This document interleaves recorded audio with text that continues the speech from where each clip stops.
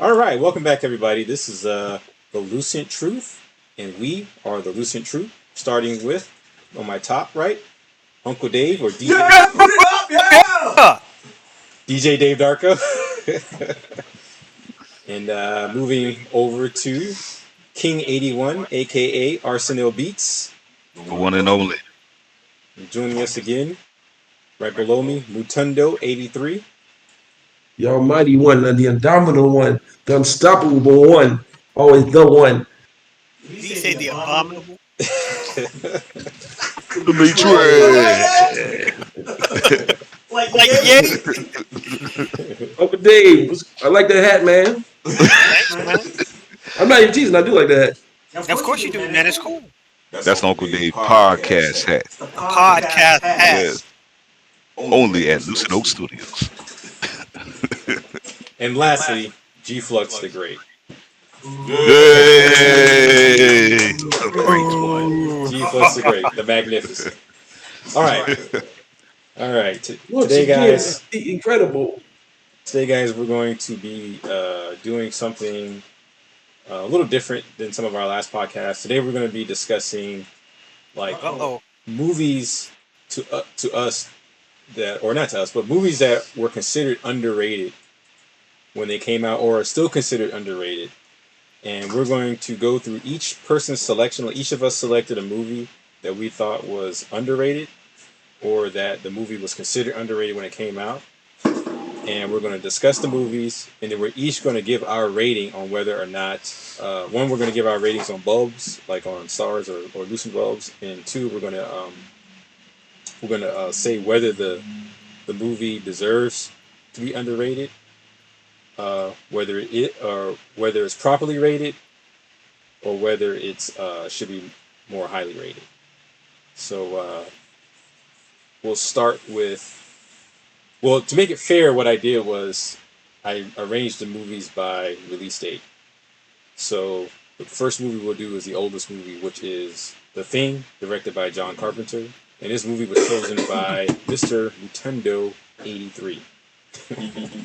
All right, so the first thing we're going to do, guys, is I'm going to read the basic summary of the movie, talk a little bit about the actors that are in it, maybe the director. And then after that, we'll watch a little clip that the person who chose the movie, they chose a clip, a favorite part of the movie that they liked. And we'll kind of, just to give the audience, if they've never seen the movie, a little bit of a preview of what the movie is like based on the clip. So starting with The Thing, directed by John Carpenter, one of my favorite directors, by the way. In remote Antarctica, a group of American research scientists are disturbed at their base camp by a helicopter shooting at a sled dog. When they take in the dog, it brutally attacks both human beings and canines in the camp, and they discover that the beast can assume the shape of its victims.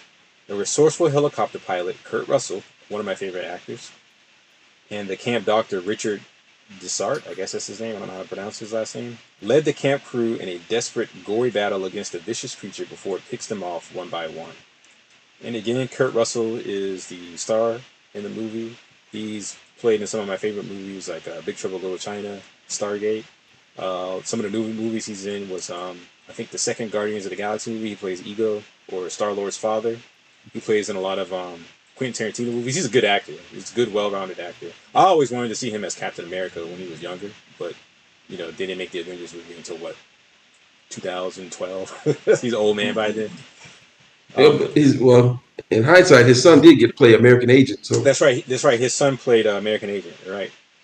Some of the other actors, they don't have what's his name? Keith David. Is that his name? Keith David is in there. Yeah, he's in there. This guy here, T.K. Carter, he was in a lot of stuff in the '80s. This black guy here. But overall, man, that's the summary. So we're gonna move on to the clip. This is the clip that Rotundo 83 chose here. So we're all gonna watch this here. Make sure my audio's up here. I'm gonna pause it and restart it here. Make sure my audio up. Oh, got it. Audio here. Rewind. And play. You guys hear it? Yep. So, you sweethearts are about to have yourselves a little lynching party, huh? I just have to put an end to you on Johnny Principle's stalls. Ever occur to the jury that anybody could have got some of my clothes and stuck them up the furnace? We ain't buying that. Quit that bickering over there. Windows, wheel that defibrillator over here. Put some grease on those panels. You're gonna have to sleep sometime, McCready. Oh, I'm a real light sleeper, child. Anyone tries to wake me.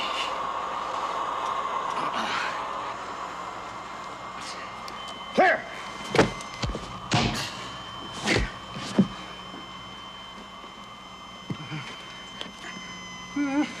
Clear! Clear.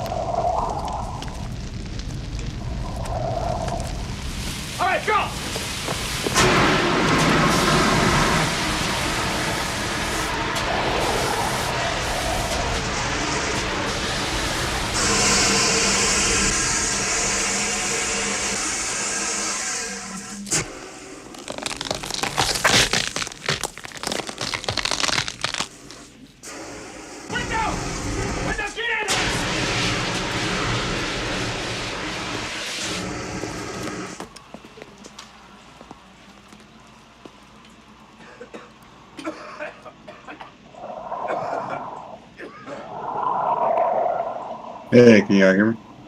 Yeah, welcome in, John.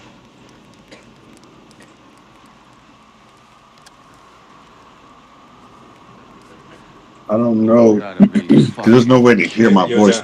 What's that? John, we're watching the clip. What's up? Watch the clip. What are you talking about? We started the podcast, man. You interrupted me watching the clip. Oh, I didn't know it already started. My bad. Yeah, just jump on in. We're watching the clip. Jump on in. What are we watching the clip of? Oh, the thing? The thing, yeah.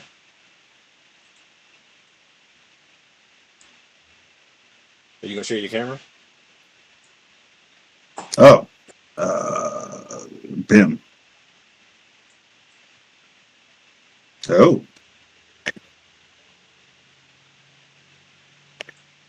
You got the lotion away from Zoe? I trapped her in her room, so yeah. My screen is all busted up. There we go. Yeah, I trapped her in her room, so hopefully that'll keep her entertained for at least a few hours. Oh, okay. Are you sure? Is she okay? You got Jeremiah or anybody is not there to look after her? Yeah, the boys are here, but she should be fine in there. I can see her on the baby monitor. Okay, cool. So yeah, and there's somebody else there just in case. All right, cool. All right. If you have to run out, you gotta run out, man. Let that baby drink lotion again. I know, right? Take your child, man.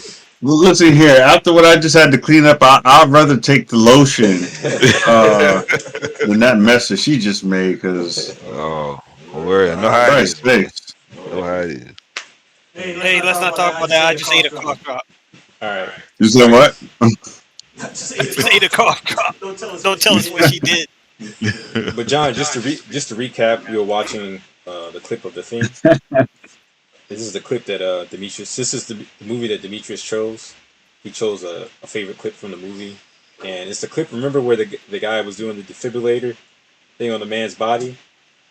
Oh yeah. And then like his hands punched through his stomach and the Punched mouth. it, yeah. That's pretty much what we just watched. But So I'm Oh gonna yeah, continue. classic '80s. So I'm gonna continue Yes. playing it. Well, the crazy thing about this Wait, scene hold on, that wait.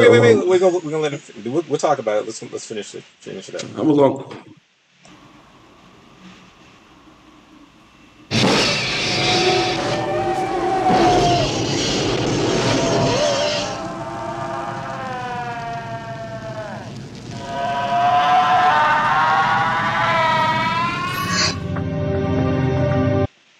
All right, guys.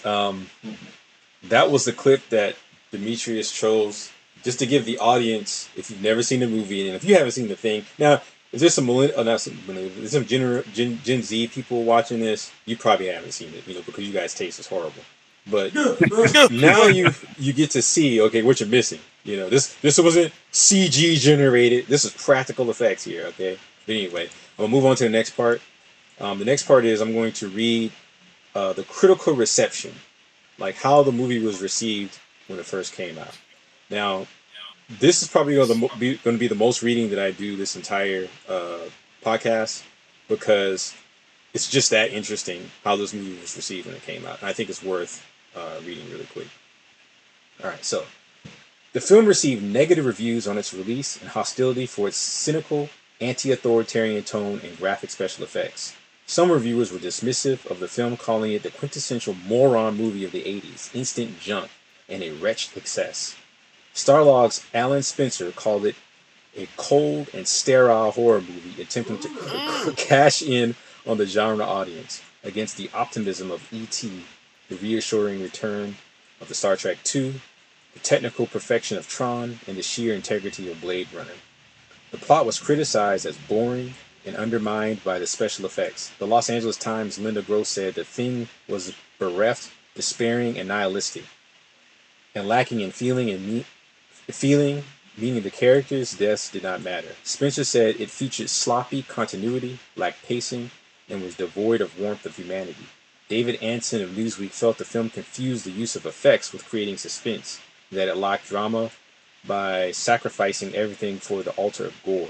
The Chicago Reader's Dave Kerr considered the dialogue to be banal and interchangeable, making the characters seem and sound alike. The Washington Post's Gary Arnold said it was a witty touch to open with, the thing having already overcome the Norwegian base, defeating the type of trap seen in the 1951 version. With New York's David Denby lamented that the thing's threat is shown only externally, without focusing on what it is like for someone who thinks they have been taken over. Now, I have to mention Roger Ebert. Roger Ebert, for some reason, most of his reviews and critiques, I usually disagree with. Like, this guy has, like, he'll like some really boring movie, but he won't like something really interesting. But anyway, Roger Ebert considered the film to be scary, but offering nothing original beyond special effects, while the New York Times' Vincent Canby said it was entertaining only if the viewer needed to see spider leg heads and dog autopsies. Now, I'm going to contrast that with the second part of the reception. This is the only movie that's going to have two parts of the critical reception. Critical reassessment. In the years following its release, critics and fans have reevaluated the thing as a milestone of the horror genre. A prescient review by the Peter Nichols in 1992 called The Thing a black, memorable film that may yet be seen as a classic. It has been called one of the best films directed by Carpenter. John Kenneth Muir called it Carpenter's most accomplished and underrated directorial effort. And critic Matt Zoller-Seitz, I guess his name, said it is one of the greatest and most elegantly constructed B-movies ever made. Trace Thurman described it as one of the best films ever, and in 2008, Empire Magazine selected it as one of the 500 greatest movies of all time. Now, I'm not going to go to read the rest of it, all the rest of them say pretty much something similar. But I wanted to point out that, and I read up a little bit on this, that sometimes a movie can just have bad timing, right? And when I read that this movie came out during a recession in the 80s, so it's bleak, kind of like bleak overtone, didn't really vibe with critics, right? Or I'm assuming the audience, because I don't think it did that well at the box office either, right? And in fact, it almost ruined John Carpenter's career. You know what I'm saying? Because he was supposed to direct the Firestarter movie, the Stephen King movie, and because this movie did so terrible, they kicked him out of that position and they got somebody else to direct that movie. Imagine a John Carpenter directed Firestorm. I mean, that would have been awesome. But anyway, point is that even John Carpenter, he said, thinking back on it, he was like, sometimes movies are too much, and he was like, this movie was just too much for its time. You know what I'm saying? He didn't think it would be too much. It was just too much for its time. Because I remember watching this the first time when I was a kid, and I was like, instantly, I was like, this is genius. I don't think the audience got it. Like, again, they were so used to E.T., terrestrial, extraterrestrial. I don't think they got the Lovecraftian nihilism that was, on display in this movie. And I think that's it. So yeah, that's it, guys. I want to get everybody else's opinion on the movie, and then we'll go to our rating system, starting with you, Mutundo83, since this is your pick. So the reason why I chose this clip is practical effects. Nice. The scene where I love the scene so much is, of course, the more you love a movie, you want to know more about how the production was made. And when the doctor is going with the defibrillator the last time, and the creature bites his arms off, you barely notice it, but they used a real amputee to be him flailing around. Yeah, double amputee. That was a real amputee there. And the other scene where the creature is his head is separating from the body, I forgot what type of connections they used, but they had Kurt Russell and Keith David saying the stuff smelled so bad that the gagging and them running out of the room, that was real. Oh, wow. So nowadays with CGI, you can't do that. What do you put in place of something that's really there in the room with you? That's real. That's not all acting. That's a human reaction to something that's really bad in the room. Like you said, Kurt Russell he's been a great actor since we all were young. I can't think of any movie that I was like, this movie's just trash with Kurt Russell in it. Keith David, probably my favorite black actor of all time. Like, how many things has he been in and unappreciated? If I had to put another movie on here for underrated, I put Dead Presidents, because he's my favorite character in that movie. So the acting was on point. The fear and suspense was on point, right? And like you said, when you were a little kid, you see that, oh shit, what is this? And it's always one of those movies I catch in the middle of it, and no matter what point in the movie it is, I have to watch it to the end, even though I know exactly what's going to happen. Now, the one thing I hate about it being so underrated and then praised, I read today that they're doing a remake of it. And I'm like, why? Why are they doing a remake? They did a prequel, right? I think in 2011. 2011, but you remember how bad the CG. We've all seen the prequel, the sequel, right? I actually haven't seen it. All right, so Brian, I'm not going to spoil it to you, but if you get a chance to watch it later this week or tonight even, you'll see the CGI is so bad in one scene. It's you're like, what is this? And don't get me wrong, I love the fact that they're expanding the story, but just like the last podcast I was on with the AI, it's just lazy. It just didn't put the same effort or love into the scene. That's why I miss the 80s so much, even though we were all small children at the time. The love and dedication to making product that people will appreciate over time is there. If anything CGI within 5 years, it starts to look bad. But we can watch this movie right now and see, man, that still looks good. That still looks. The best way I can describe the guts and everything is juicy. You feel me on that? It's oh yeah, definitely. Yeah, you can actually see yourself putting your hand in that and ugh, what the hell is this? But okay. That's what I got to say about it. So what's your rating? Your bulb rating? Oh, I give it 5 Lucent bulbs all day. Matter of fact, I might watch it again tonight. So you definitely think it's when it was released, you definitely think it was underrated. I definitely it was. Even though again, what year did this come out? 80 81 or 82, I think. Yeah, this movie and it's 42, 41 years old, and we see movie this Ant-Man that was horrible. Get me started.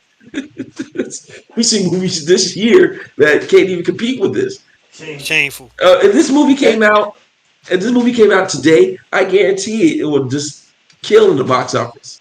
Yeah, I think so. I think the audience would be way more ready for it than they were in the '80s. But thanks for your breakdown, Demetrius, or Nintendo '83. I think that was excellent. So we're gonna move on. We're gonna go in reverse order. We're gonna move on to King '81. Give us your overall thoughts and then your rating.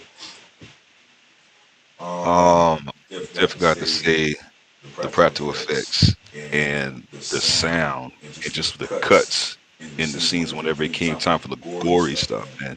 I mean, I just remember seeing this when I was little, and it's like, you know, kind of inching away from the TV and like sometimes putting my hands over my ears because it made you feel like, whoa, hold up, this ain't right, and it's like I want to look away, but then you're just so interested in it, just how the sound effects, it grabbed you and it made you, feel the intensity that was going on, man. Like all the stuff, especially with that. I'm sure that was my favorite scene right there as well too. I mean, just with the head turned to a spider and how man arms, got eaten off by the thing, man, and it was just the sound too, kind of just built up that tension and like what's going on. Like I said, it sounded juicy, right? Yeah.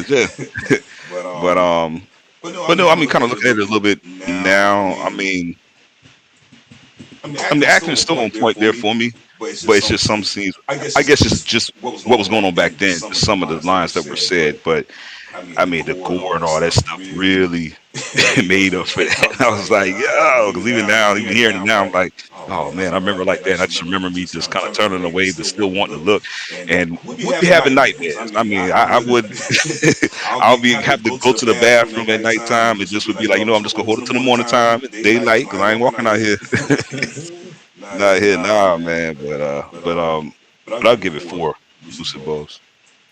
Wait. So let me get this straight. Let me get this straight. How many bulbs did you give Ant-Man? You gave it like 2.5. Oh no. Yeah. 2.5. But this is 4. A classic. It is, man. But it's just, I guess it's some of the. I want to say, I guess it's like the '80s type acting. What gets me is I enjoy the acting more in this movie than I did Ant-Man. The acting was horrible. But I gave Ant-Man like 2.5. No, I think maybe just 2. This is a 4. This is a 4. It's all right. You know what? Orlando, it's all right, man. We understand. Orlando, I understand, man. You're gonna go home and cut off the light tonight because that scene kind of scared you. I understand. I needed a time out after that, man. I was like, whoa, hold on. I had to like hold up. I mean, it's just, it really had me thinking like I could turn around the corner and see something like that. I mean, like, it's and then the way how the heads and stuff was coming off and stuff, and you seen the juiciness, man. Come on, now that's like, I mean, the audience it wasn't ready for that, man. But like even like now, it's just on point. Just going back to the practical effects, where it's like you really like looking, and just the lighting and everything, man. It kept it right, looking to me it didn't look fake. I mean, it was real believable. All right. Okay, Johnny Mozzarella, give us your overall thoughts and then your rating. I don't know, the first thing that comes to mind when I think of the thing, I think the first time I seen it, I was so young. I don't even think I could fully grasp what I was watching. When I first watched it, it was just like a scary movie. It wasn't until I got a little older, maybe like high school, maybe a little out of high school, when I rewatched it again, and I could really appreciate the genius that the thing was. Like, it was way before its time. Well, I don't know. Maybe not quite before its time, because I generally think 80s movies are written better. I think the scripts are better in the 80s or even the early 90s. I just think the screenwriting back then far superior to today.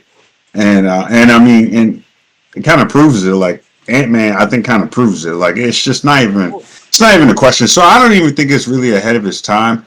Like you said, I think it had a lot to do with the world, not just the US, but the world being kind of like in a recession. So, but when you watch this movie, yo, John, I think it's yo, John, can you do me a favor? Once you finish, could you try to go into your settings and turn your mic down a little bit? You're coming in a little loud, but I just wanted to let you know that. But continue for right now. Yeah. how do I sound now? Better? Say it again, or say something again. Am I still too loud now? Turn down a little bit more. How about now? A little bit more. Holy cow. That's at like 23 right now. Okay, back up. Okay. I'm gonna go back to 20. Okay, yeah, that's good. All right. But the first thing I think of when I think of this movie is it's the perfect blend between horror and science fiction. And there's not really a whole lot of movies that can bring both of those parts in, gel it all together and make a good movie. And the thing is, to me, is like the perfect example of that. This is five bulbs. Like there is no question. I mean, no offense, Orlando. I get it, but this is five bulbs. This is five lucent bulbs, and it's not really even a debate. I mean, it hits every category, like everything: acting, the writing, the special effects, the story.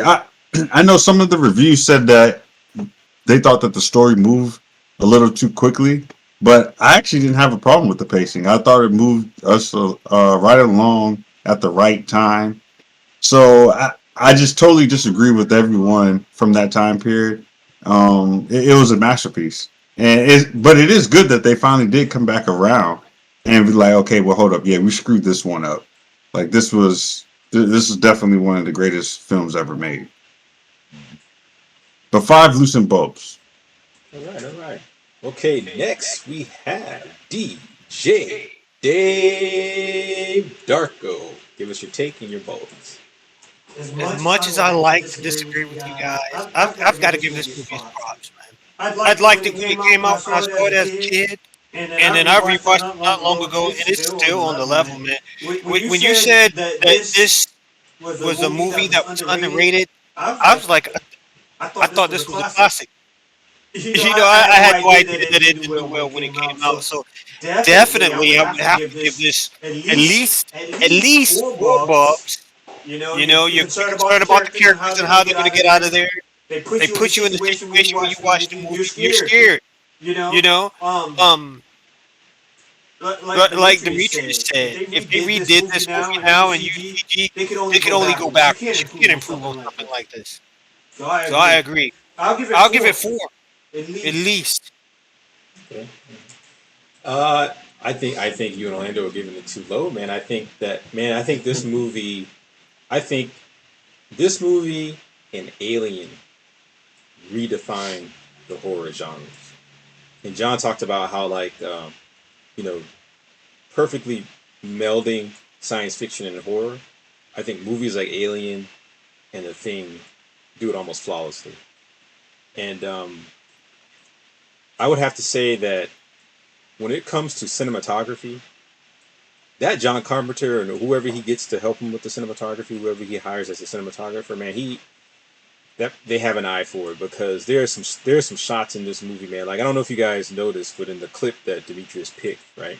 It's subtle, but you can tell Carpenter, he has a classic way of directing that I think is lost today because of all the CG crap and everything they can do with modern cameras and stuff. And it's almost Hitchcocky in the way he directs certain scenes, because there's the one scene where you see Kurt Russell when he has his fire blowtorch thing, right? The what's it called? What else is it? Flamethrower. Yeah, the flamethrower. Yeah. And he's threatening them. In the left hand side of the screen, you see a hand, and it's the dude that likes the dogs. And in his hand, there's a scalpel.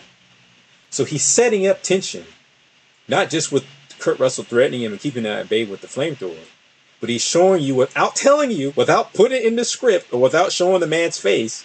Look, he's getting ready to pounce on this guy with this scalpel as soon as he gets a chance, and he does later on. He pays off on it later on after the crazy thing. The guy gets his hands cut off. So the point I'm trying to make is that I don't think this movie had to have like these great lines. It didn't need it. You needed simple lines, simple characters. These characters, man, they're some of them are scientists, some of them are pilots, some of them are the one black guy was a cook.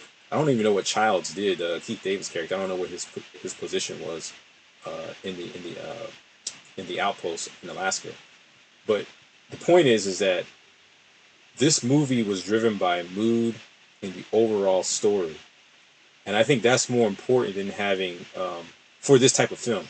I don't think you don't need Quentin Tarantino level dialogue.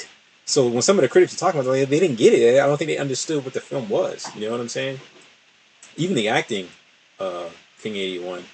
I have to say, like, yeah, there's no like Oscar-winning performances, but these guys did what they needed to do, and like the one guy said, it's all the characters seem the same. I was like, I totally disagree. There's one character, I can't remember his name, but he always wore the biker thing, the biker vest. Bandana.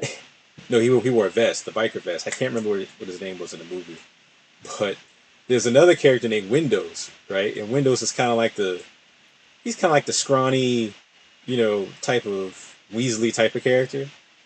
And there's this one scene where the guy that wears the biker vest, Kurt Russell, is telling him, "Hey, you need to team up with Weeks. I'm going to team up with this person. I'm going to team up. We're going to go in twos. We're going to go find this other person." And he was like, "Weeks? I'm not going with Weeks. I'm not going with Weeks." And then they just all start arguing because no one wants to go with Weeks. That's good writing because it shows you that, okay, you don't have to have all these like witty dialogue. It's just the way he expressed saying the man's name was perfect enough to show you, okay, look, I don't trust this guy. He might be one of these things. I don't want to go with him.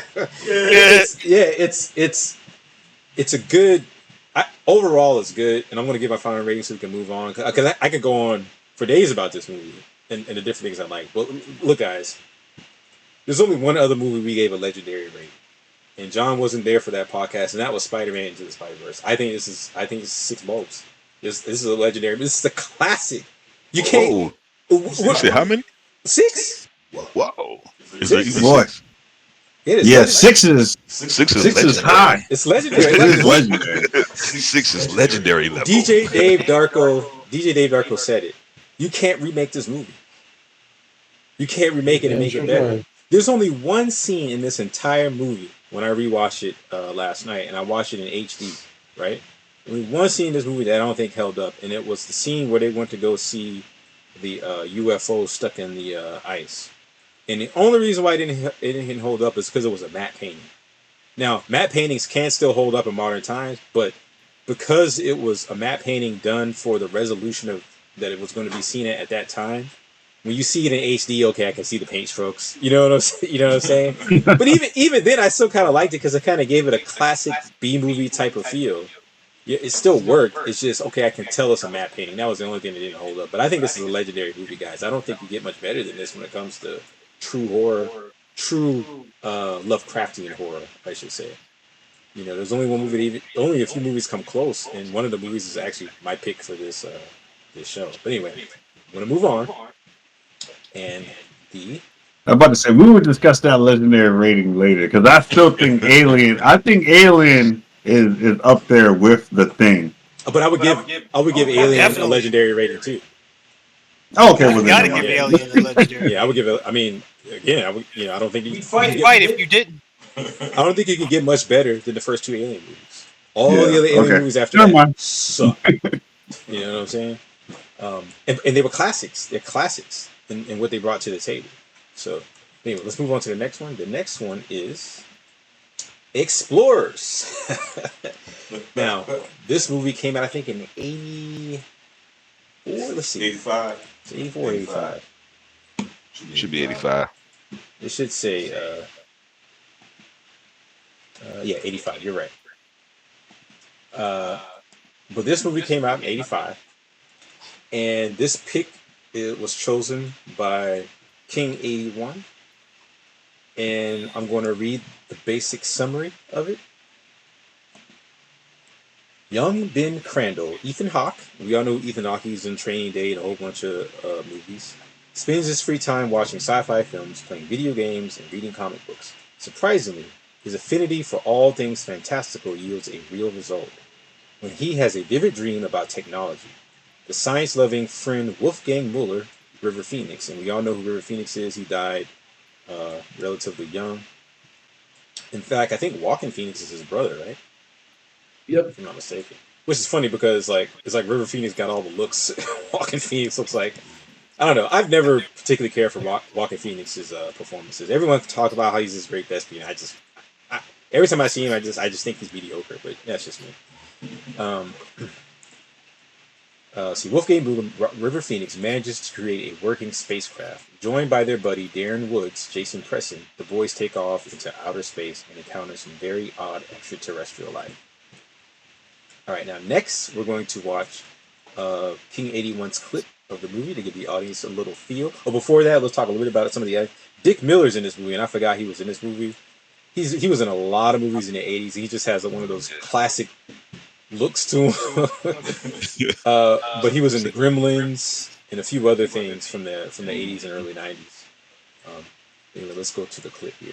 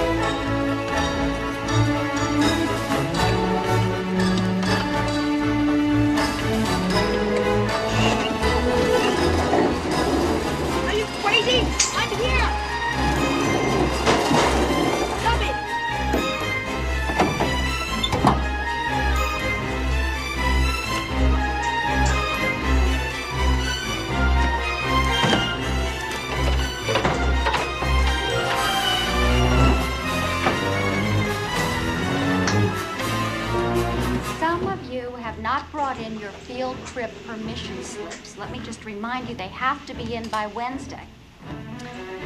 Now, yesterday we briefly covered the field of physiology. Would anyone like to review that for us today?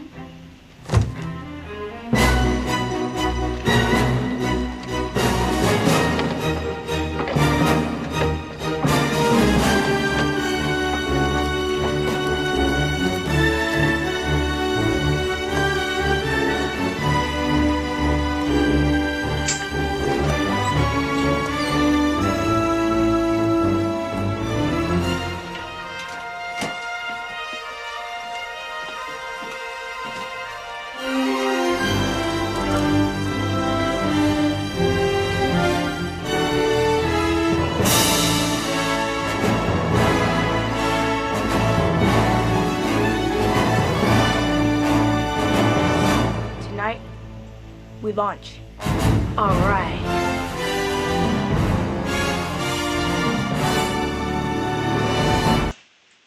All right. So that's the little clip to see, get a basic feel of the movie. And I thought that was a good clip, by the way, King 81, to kind of show kind of like the essence of the movie. So next I'm going to read the... Oh, actually, can you guys hear me? Yes. Yeah, we can hear you. Okay, I have my mic muted. Can you hear me now? Yeah. Can you guys hear me? Yeah, we can hear you. Okay, all right. So next I'm going to read the critical reception. First I'll read the box office because that kind of ties into it. Explorers was released on July 12th. King 81's birthday. I mean, not King 80, but Johnny Mozzarella's birthday. 1985 on 1,750 theaters, which turned out to be the same weekend as the Live Aid concert which was being broadcast. Back to the Future had also opened the previous week on July 3rd, Wednesday, and dominated the summer. Explorers suffered badly its opening weekend and afterwards quickly disappeared.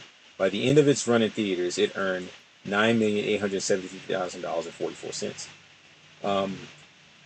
When the Los Angeles Times compared the film with other commercial failures that summer, a Paramount executive responded, "Here was a wonderful piece of material, but by the time it came out, you felt as though you had already seen it." Many of the international markets released the film later in December of that same year.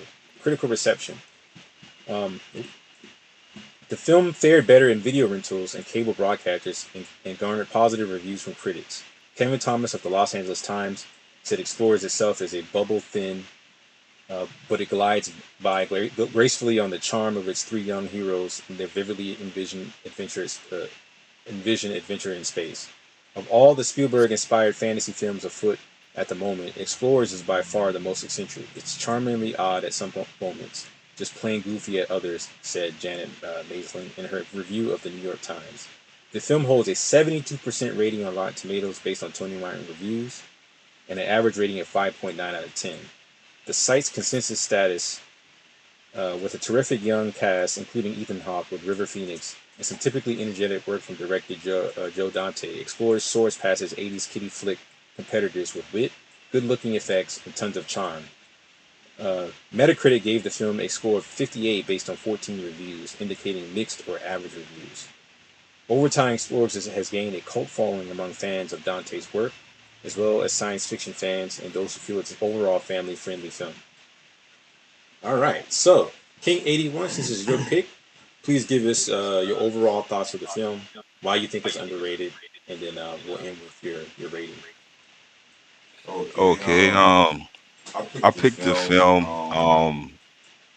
because like during that time, it's like I remember relating to that, like using your imagination and actually seeing, kids like, I won't say around my age, but just kids actually, you know, actually having this ideal, this wildly ideal of going to space, and then you got a friend that created this device that makes a bubble, and then they have to figure out, hey, look, how we're gonna have oxygen tanks to be able to travel in it, and it's just real adjective, and it's like, I just remember my cousin, shout out to Van Gogh. We used to do this back in the day, being at grandma's house, and they had like some old cars and stuff like that, and we would put things together, just like how they were doing in that movie as well too. So I really like related to that, and it just, it just felt cool and stuff and all. But yeah, definitely with the music, I love the soundtrack. I want to say that was done by Jerry Goldsmith.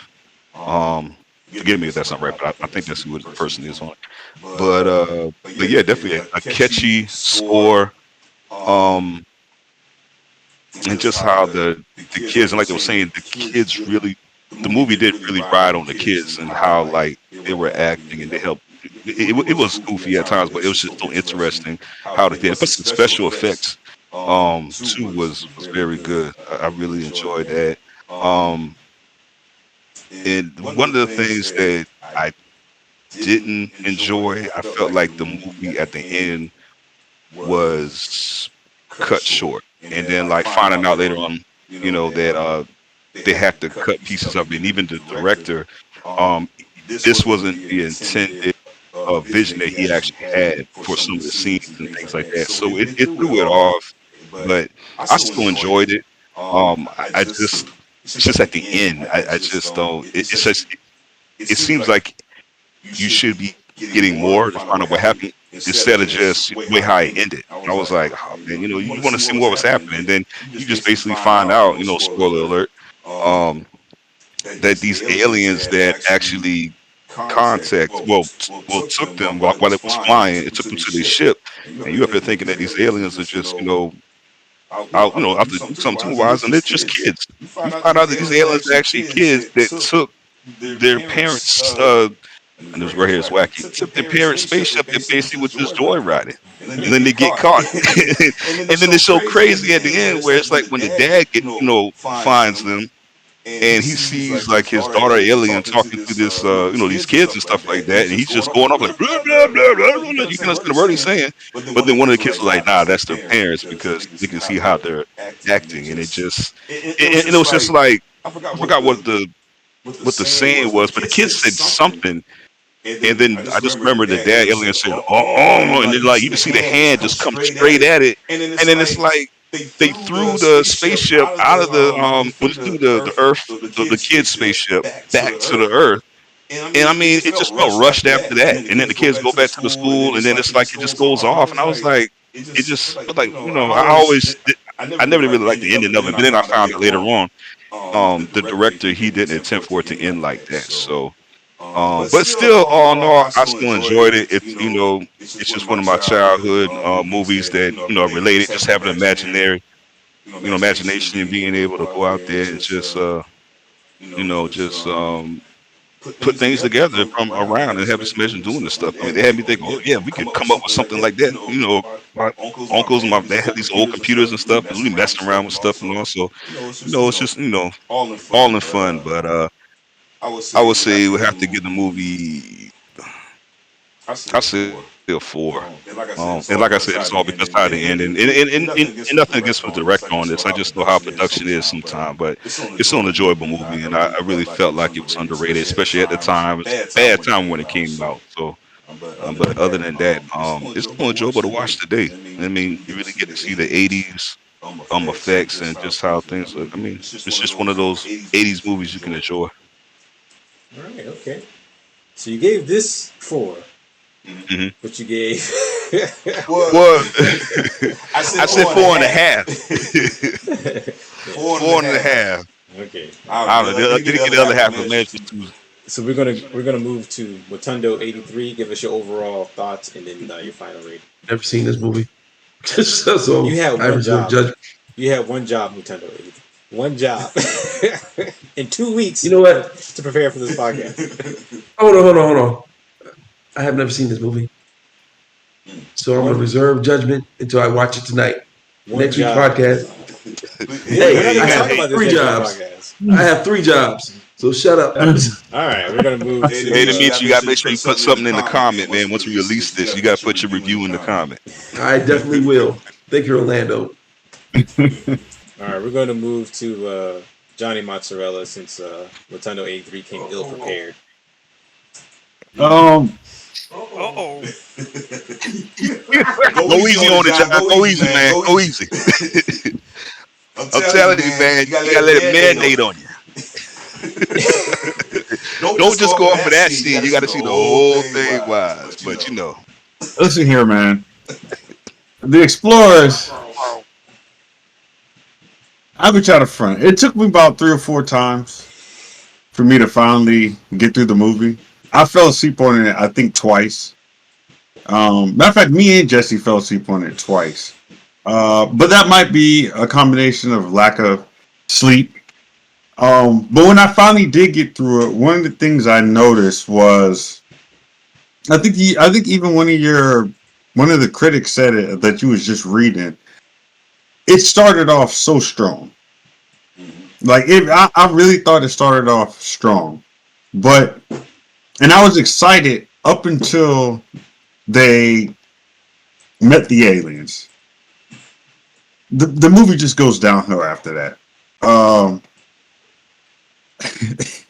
mean, it's just bad. It's just really bad after they meet the aliens.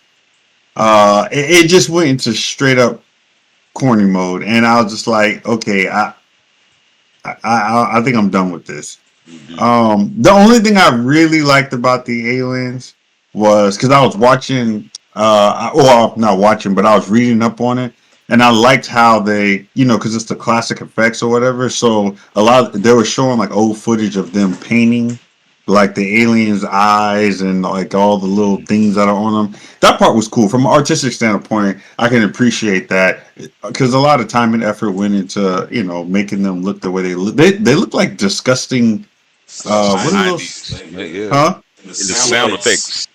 Yeah. They look like some mutated, disgusting slugs or whatever. But I thought they really did a good job of just making them look otherworldly. Yeah. So I give him props on that. It has the look, but when I think about all the other great movies from that time period, and it's not their fault. It's not their fault. But when I think of like the Gremlins, or was that 80s? Yeah, that was 80s movies. Back to the Future. It just doesn't. It doesn't hold a candle to any of those. The Goonies, like all those great, never-ending story. Like there's so many great '80s kids movies. I feel like it probably couldn't stand out because those ones are so good. Like I still watch those movies today, and I'm like, okay, I can watch it all. I can watch it all the way through, and I can appreciate it. And even with the old special effects, I can still get through it. The Explorers, granted, I never even heard of this or watched it until we decided to do this podcast. So I don't have like the nostalgia like you do. Wow, you didn't see this? Watching it as a kid. So some of that might be, the reason why I feel like because I can't go back to that time period. I'm like, man, this makes me feel like a kid again. You know what I'm saying? So I may be a little biased, but just from an artistic standpoint, once they meet the aliens or whatever, I honestly feel like it goes downhill after that. It's not a bad movie, but it seemed like it was unfinished, or maybe his vision wasn't, maybe his vision, he couldn't get all his vision. Maybe, there were some issues with the budget. I have no idea, but you could just tell it just starts to nosedive once you meet the aliens. And I can't really get into it after that. I would say maybe a 2. I think a 2. For me personally, because I don't think I would ever. I know, right? I don't think I would ever watch it again. To be honest with you, I don't think I would ever watch this movie again. Now, I'll be honest with you too. I don't want them to really make no remake because I can't see them doing that with this, man. It's just I don't know. Maybe a remake is what it needs. But nah, for me, it's definitely just 2 bulbs. So basically, you think it's either properly rated or a little overrated. I think it's actually. No, I think it's appropriately rated. Yes, I think it's appropriately rated. If you look at the film holds a 72% on Rotten Tomatoes, I think that's a little high. But the average rating is a 5.9 out of 10, which I think is about right. It's average. Well, that's about average. Yeah. Well, I guess a 2 would be average. Yeah, it's average. 2 out of 5. Well, it would be 2.5, so you actually have a little bit below average. I have a little bit low. Yeah, I have a little bit low average. That's Ant-Man status right there. All right. I might have been. You know what's funny? I might have been a little too generous with Ant-Man. I think Ant-Man won't get my money back. Right. Yeah, Ant-Man was trash, man. Yeah, it was. So and the crazy thing is, he has another movie out this week. Yeah, Creed. Oh yeah, Creed. Yeah, Creed. All right, so we're gonna move on to DJ Dave Darko. Give us your overall thoughts and then your rating on Explorers. I'll go back to the post video. John stole my thunder. I was the same way when I watched it the first time. The build-up was so great. From the dream, and then all the little techie kids. They went and built the spaceship, and I thought they was gonna, get caught in the space and run into mind-reading horrible aliens that was gonna scare you and everything. And like, this thing, it just went, it just. Downhill after that, man. It's like once they get caught in the tractor beam and they go in there and they get out their little spaceship, turn it off, and it'll be a good movie. Anything after that, man, is just horrible. The alien love affair, stupid. Parents coming that are aliens. Oh, you stole the Cadillac. You had so much working with you, They could admit scary alien went so human-like and barely escaped and make it back to Earth. It would have been a solid film. So I'm going to have to give them, for the great start, I have to give them about a 2.5. What? 2.5 ball. Oh, okay, I thought you said one and a half. Right? I'm like, whew. Because you I got thought half that of was me double right. too. Half Oh of man. me turned to trash. I tried. I liked it. Like at the start, good to go. Just it's kind of like when you see those films now, and the director's going at it, filming everything, and then whoever's paying the money comes, hey, well, you gotta put this in there. And it's like they swapped out the alien or something like that, man, and they just went downhill.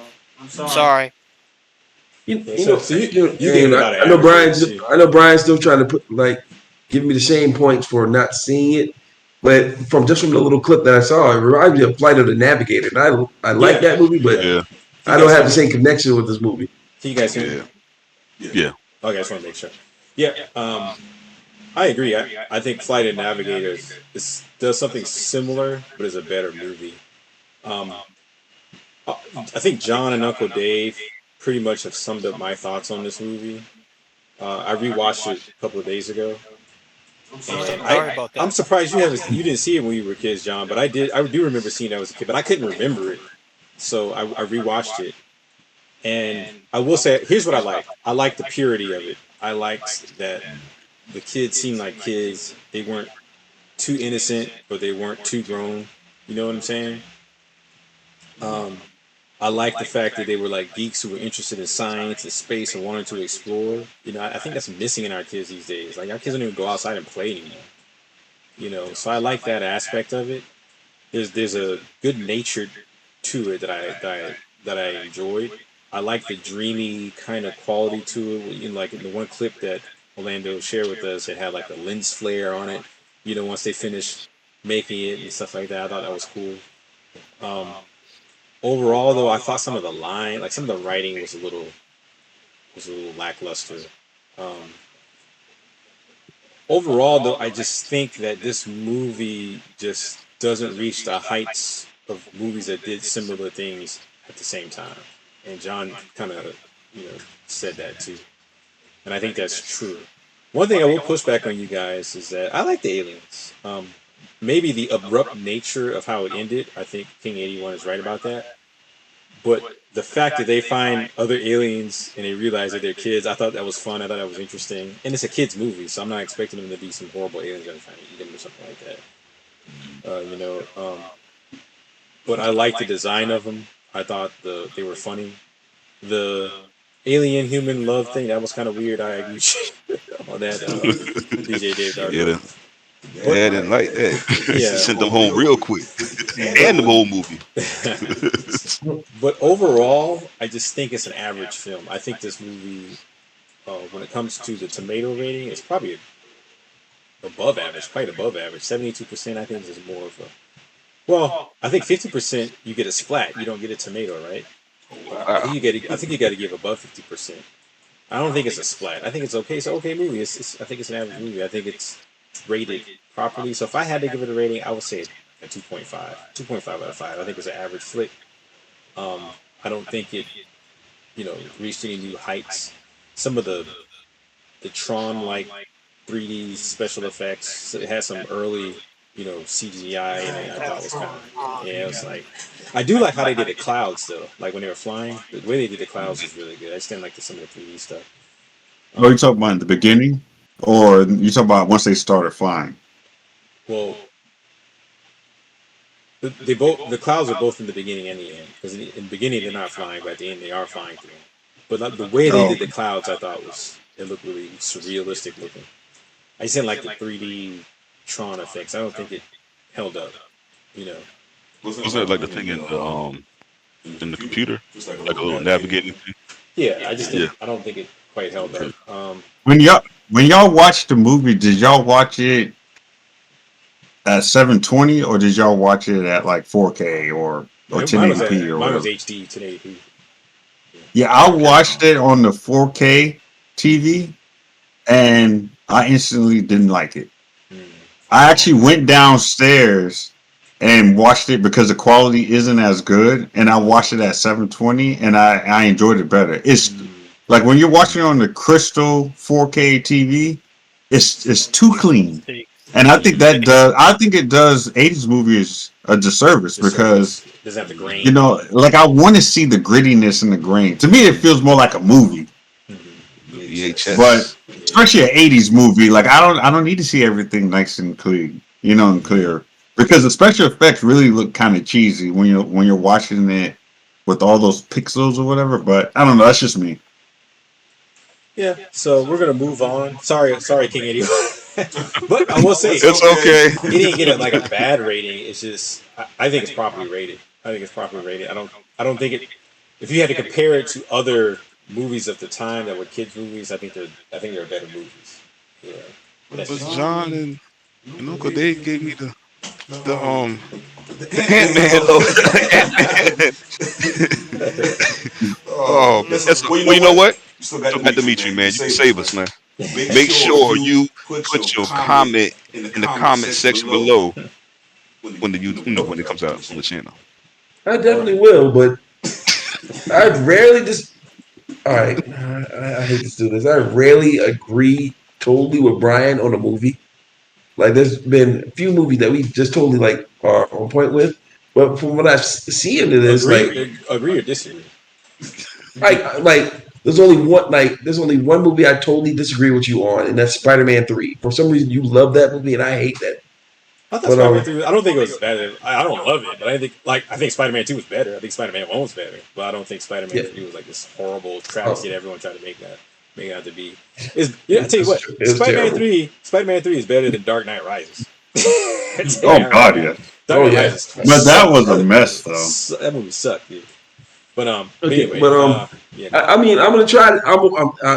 People out there, I'm gonna watch it tonight. And if it sucks in Orlando, I'm not gonna sit there and hold back. You're already late. We're gonna move on to the next movie. All right, next movie is the movie that I picked, Event Horizon, and I'm going to read the summary real quick. When the Event Horizon, a spacecraft that vanished years earlier, suddenly reappears, a team is dispatched to investigate the ship. Accompanied by Event Horizon's creator William Ware, Sam Neill, the same guy that played in Jurassic Park, and a few other movies that he's really well known for, like The Omen. Sam Neill, the crew of the Lewis and Clark, led by Captain Miller, Laurence Fishburne of The Matrix fame and many other movies, begins to explore the seemingly abandoned vessel. However, it soon becomes evident that something sinister resides in its corridors, and that the horrors that befell the Event Horizon's previous journey are still present. And again, this movie stars Laurence Fishburne as the main character, Sam Neill as probably what's it called, the second lead or whatever they call it. Some of these other names I don't recognize, but their faces I recognize. Like I've seen them in other stuff, I just don't know their names. Another one who plays in this movie that's not listed here is Jason Isaacs. He played in The Patriot. He played the villain in The Patriot, and I think he played in the Harry Potter movies as Slytherin guy or whatever his name is. Next, I'm going to show the clip that I chose. The ship brought me back. I told you she won't let me leave. She won't let anyone leave. Did you really think you could destroy this ship? She's defied space and time. She's been to a place you couldn't possibly imagine. And now, it is time to go back. I know. To hell. You know nothing. Hell is only a word. The reality is much, much worse. Now let me show you.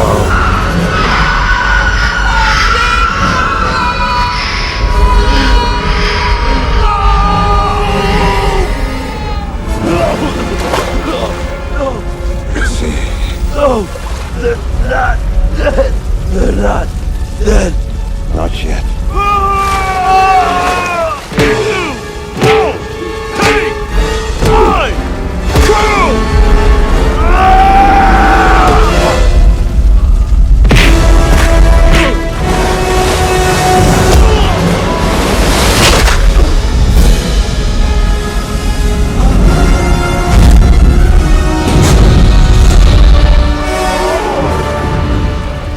They're not your crew anymore. They belong to the ship. Gateway opening.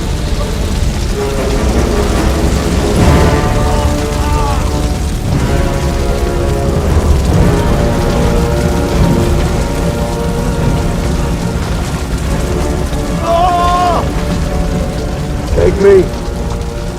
You take me, you leave them alone. No. There is no escape. The gangway is open, and you are all coming with me.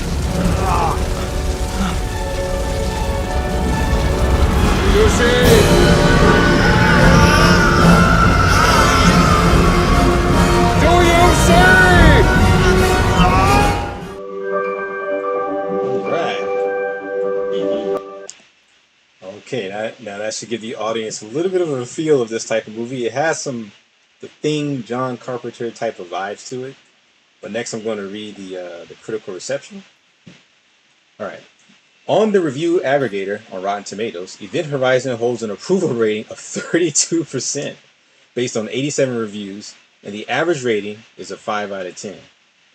Its consensus reads, despite a strong opening that promises sci-fi thrills, Event Horizon quickly devolves into an exercise of style over substance, whose flashy effects and gratuitous gore fail to mask its over-reliance on horror cliches. Sounds familiar, doesn't it? On Metacritic, the film holds a weighted average score of 35 out of 100 based on 20 critics, indicating generally unfavorable reviews. Audiences polled by CinemaScore gave the film an average grade of D+ on an A+ to F scale. Roger Ebert here, our friend Roger Ebert, gave the film 2 out of 4 stars, commending its atmosphere and noting the opening portion as particularly well crafted. However, he felt it never managed to become the intense, thought-provoking experience it wanted it to be. The Washington Post critic Stephen Hunter called the film, I guess I skipped that part. But anyway, since this is my movie, I will go first. Alright guys, here's why I love this movie. I love this movie because I think it shows you what you can do when you have a great concept. And the concept for this movie is just freaking amazing. It's the concept alone to be silence, I'm speaking. the great one is speaking. The great one is speaking. The concept alone, I think, is frightening. You know what I'm saying? And I think the way they went about illustrating it throughout the movie, I thought he did an amazing job. I think his name, what's his name? Anderson? What's the director? He also directed Mortal Kombat, by the way. Paul W.S. Anderson is the director. And I think that the whole interior setting of the Event Horizon spaceship was beautifully crafted. And one of my favorite parts about the movie as far as the visuals is the gravity drive, with the circle with the rings going around it at the center of the ship. I love the design, and the coolest thing about the movie is that the ship itself was a character, and I thought the way they brought it to life was really interesting. And for the audience, if you don't know, the basic concept behind the movie is that this ship was the first ship to be created to go faster than light. And Sam Neill, who plays the scientist who created it, explains that it doesn't actually go faster than light. What it does is that mechanism at the center of the ship creates a black hole. And then the ship goes through the black hole, so it bends space, right? And the first test, it was supposed to just go to like Uranus or Neptune or something like that. But it disappears. And then like however many years later, it turns up by Neptune where it was supposed to go. But then there's nobody on the ship, so they send another crew there to go find out what happened to the crew. And then later on, long story short, you find out this movie just didn't go. I mean, this ship didn't just go to like a far flung away part of the universe. It literally went to another dimension, and that dimension was like what we would consider probably like hell. So when it comes back, it brings back whatever entities that were there back with it. And that's what the new crew who are investigating is experiencing when they get on the ship. And another reason why I like the movie is because again, it has very Lovecraftian themes similar to the Thing.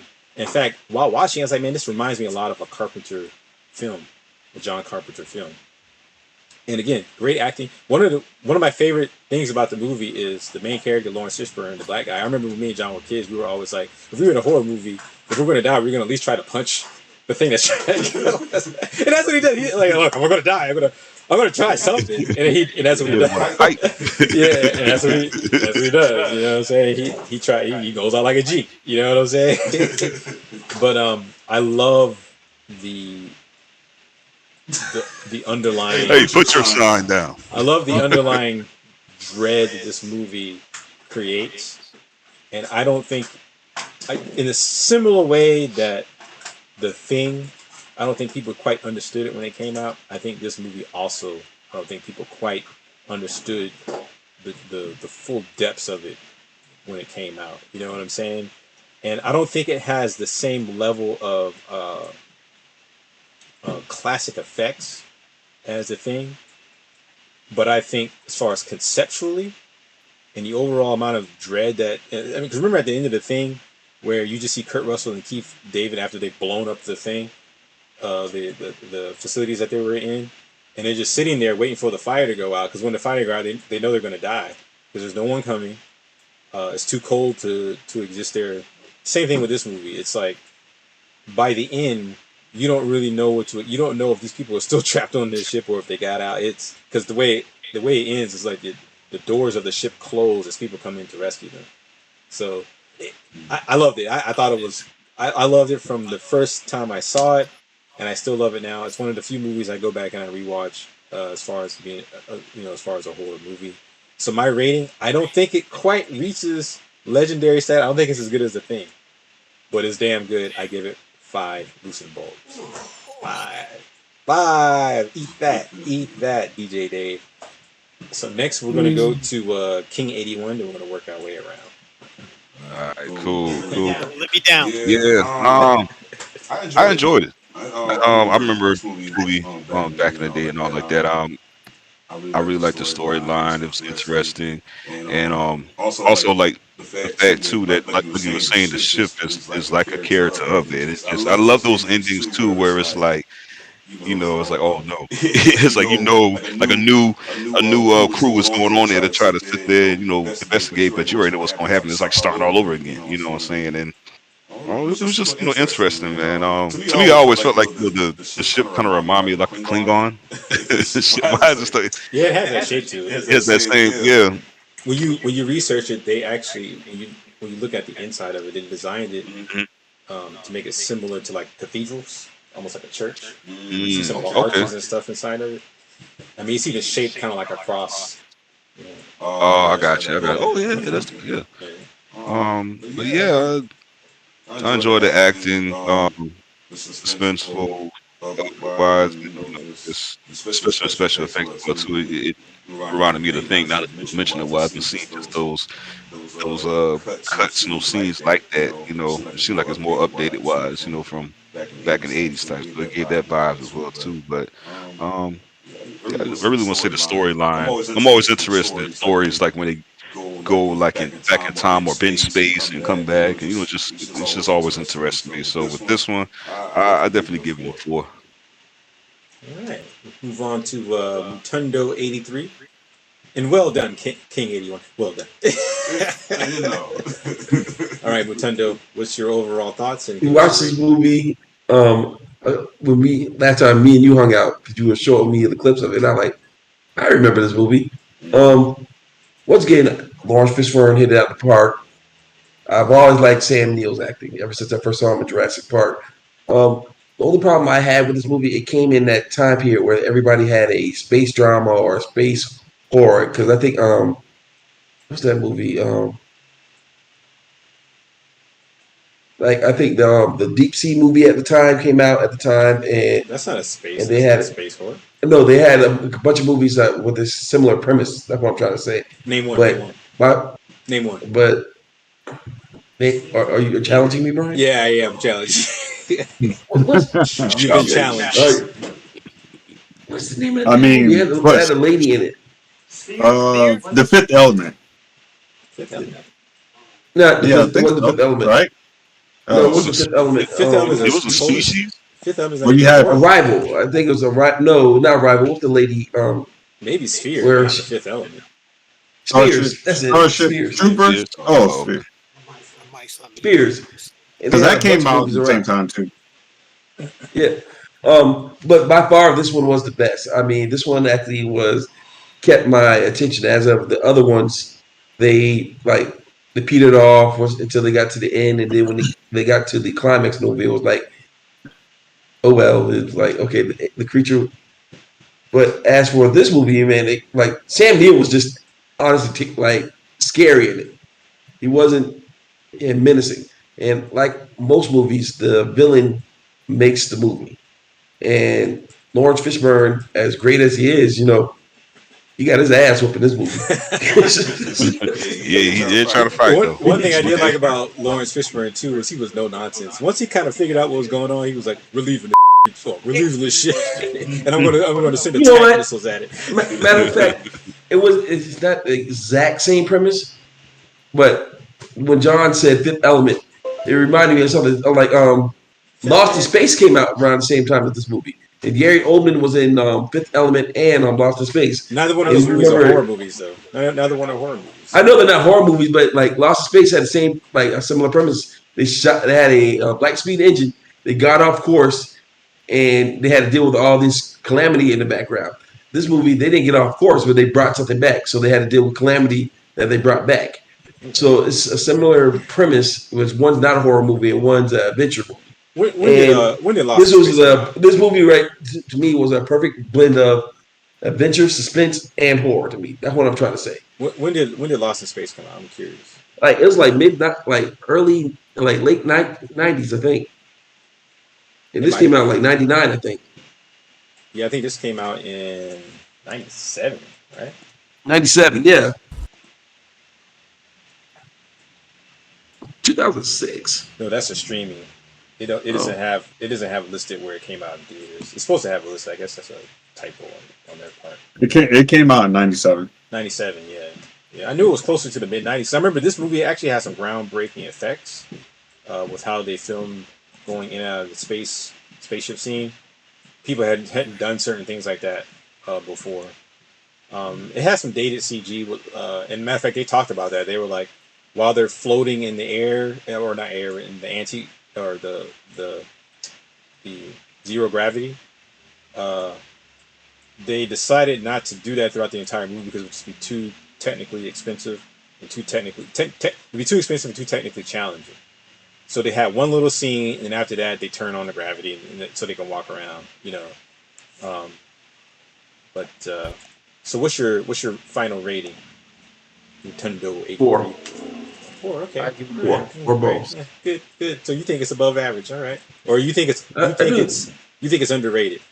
All right, so we're gonna move on. I do think it's underrated for the time and the fact that it had a lot more competition. That's 3 out of 5. DJ Dave, 3 out of 5. All right, so we're gonna move on to Johnny Mozzarella. Don't let me down, man. Man, I hate to do it to you, Dave, man. This movie is awesome, man. But Motundo, he actually hit it on the head though. Like the issue with this movie, I think when it originally came out is because it had too much to compete with. Like what? Alien Resurrection, Gattaca, But yeah, it did come out around the same time. Yeah, all of that came out around the same time. Those are big movies back then. So you mean generally Fifth Element? Science fiction movies? Science fiction movies, not so much horror, but Alien Resurrection is sci-fi / horror. Yeah. And remember, Alien Resurrection was trash. It was a big movie. It wasn't a good movie, but it was a big movie. I hear you. They spent a lot of money on the marketing, and I remember it was everywhere at that time period. So I think it just got, I just think it got overshadowed at that time period. But if you really go back and you watch all of those movies, this is the best movie that came out that year, especially in the sci-fi genre. So this is the best movie. When did Alien Resurrection and Lost in Space? When did those come out? Dude. I don't know about Lost in Space, but all of those movies came out in '97. Fifth Element came out in '97. Starship Troopers, Men in Black. Come on, Men in Black. It had to contend with Men in Black, even though Men in Black isn't a space movie, but it's a sci-fi. It's a sci-fi comedy movie, big budget. So I can understand why this movie wasn't. It's just too much to contend with. And at that time period, I don't think Laurence Fishburne. I don't think he was as big an actor as say Will Smith. Yeah, he wasn't. He wasn't Morpheus yet. You're right. Fifth Element. Yeah, he wasn't Morpheus yet. So you're right. And then Fifth Element. Come on, man. He's not beating Fifth Element. It's you're right. It's just too much. But to get back on track, hold on, John. Event Horizon. John, what happened? Fifth Element did come out in '97. It did. I personally think Event Horizon is better than Fifth Element. Oh, far superior. Well. Yeah. No, it's better. I wouldn't say far superior, but it is better. But to get back on track, Lost in Space came out. Lost in Space came out in '98. Oh, so that came out the year after. Yeah, year after. But when you think I know for a fact Men in Black came out in '97 because I remember going to see that. The Sphere came out in '98. And Men in Black came out in '97. So you're right, John. You're right. Okay. Yeah. So I actually agree with Matundo there. I just think it had too much to contend with. But even with all that said, this movie's fantastic. I mean, it's just a beautiful blend of horror and science fiction, and they don't even really get into the horror part until almost halfway through the movie. I mean, it just starts off as a science fiction movie, and then it slowly creeps into that alien territory, and then boom, they hit you with straight hardcore action, people getting destroyed, eyes. I mean, it's a slasher. John, can you turn it down just a little bit? Like you're really loud. I mean, I did turn it down. I'm just loud, Brian. I don't know what to tell you. I'm just loud. Okay? Very excited about what I'm talking about. Okay, exactly. I mean, I can turn it down a little bit more, but I mean, can I make another point, Jay? And what's that? And when you really think about it, how many movies did this movie actually influence? Because you had House on Haunted Hill, who started with the same premise. You got them going and exploring a house, and then shit turned. Yeah, it's a remake. 60s. Yeah, but the remake is the same thing, the same premise. So they go in there, and that remake sucked, by the way. It did, but at the end, like everything gets topsy turvy. They had a bunch of movies like that follow the same premise, and I think this one came out first. Wait a minute, hold on. No, House on Haunted Hill was good. It was the haunted 13 Ghosts. No, Haunted Mansion or whatever. The one with Catherine Zeta-Jones and Liam Neeson. Because House on Haunted Hill was the one with Taye Diggs, right? Yeah, I think that was the one with Taye Diggs. That was good. That was good. But the Haunted Mansion or something, whatever it was called, that shit was lame. But I'm sorry, John. We were interrupting. You could continue with your final thoughts and your bold grade. Well, I try to keep it short now. But one of my favorite scenes from that movie was when they were first exploring. And I think it was Sam. Yeah, I think it was Sam Neill when they walk into the gravity drive room. Mm-hmm. There's a panoramic shot of him walking in, and it kind of shows you the whole room, and it's just a really nice scene, and just the way that it was designed, how it looks, it's just tight. I really enjoy. That's the most. When I think of that movie, that's the first scene that comes to mind. Is just how that gravity drive room looked, and the way he walked in, and just how he was looking at it. It was almost like he was looking at it like it was his baby or something. I finally found you or something like that. But just the way that it looked, I thought was just cool. No, it's definitely not legendary. I wouldn't go that far because some of the special effects don't hold up today. And even back then, I thought looked kind of you know what I'm saying. But everything, Yeah, but everything else about the movie I thought was very well done. I mean, come on, Laurence Fishburne was like the best lead actor that you could ever have in a horror movie. Like, just no nonsense. Let's go. Let's get out of here. There's no trying to do none of that. Like, I love that. Like, it feels so refreshing. After watching so many horror movies, it felt refreshing. Like, finally, someone is just like, nah, man. Like, we're not about to sit here and deal with this. Like, we came, we saw. Now it's time to bounce. You know, I don't know what's going on in here. My job is to my people, not the people that are already here. But no, I would say this is definitely a 4.5. Just because of the special effects.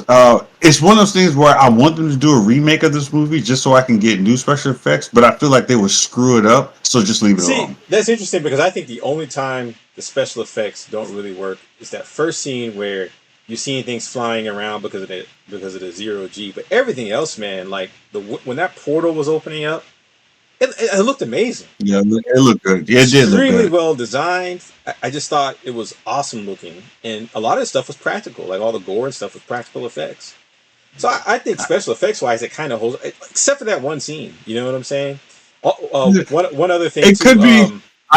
Like I said, I did watch it. I watched it on the Crystal 4K TV, and it's just different. Like even new movies, like it bothers me. Like I actually enjoy watching movies downstairs than I do in my bedroom because it's too much. It's like it's too clear. Like everything is too clear. Like so it might have just been that, but I don't know.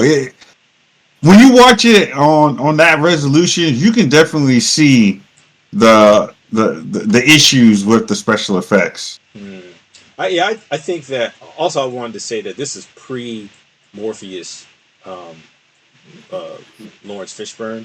So you're right. I don't think he had the same level of popularity at the time.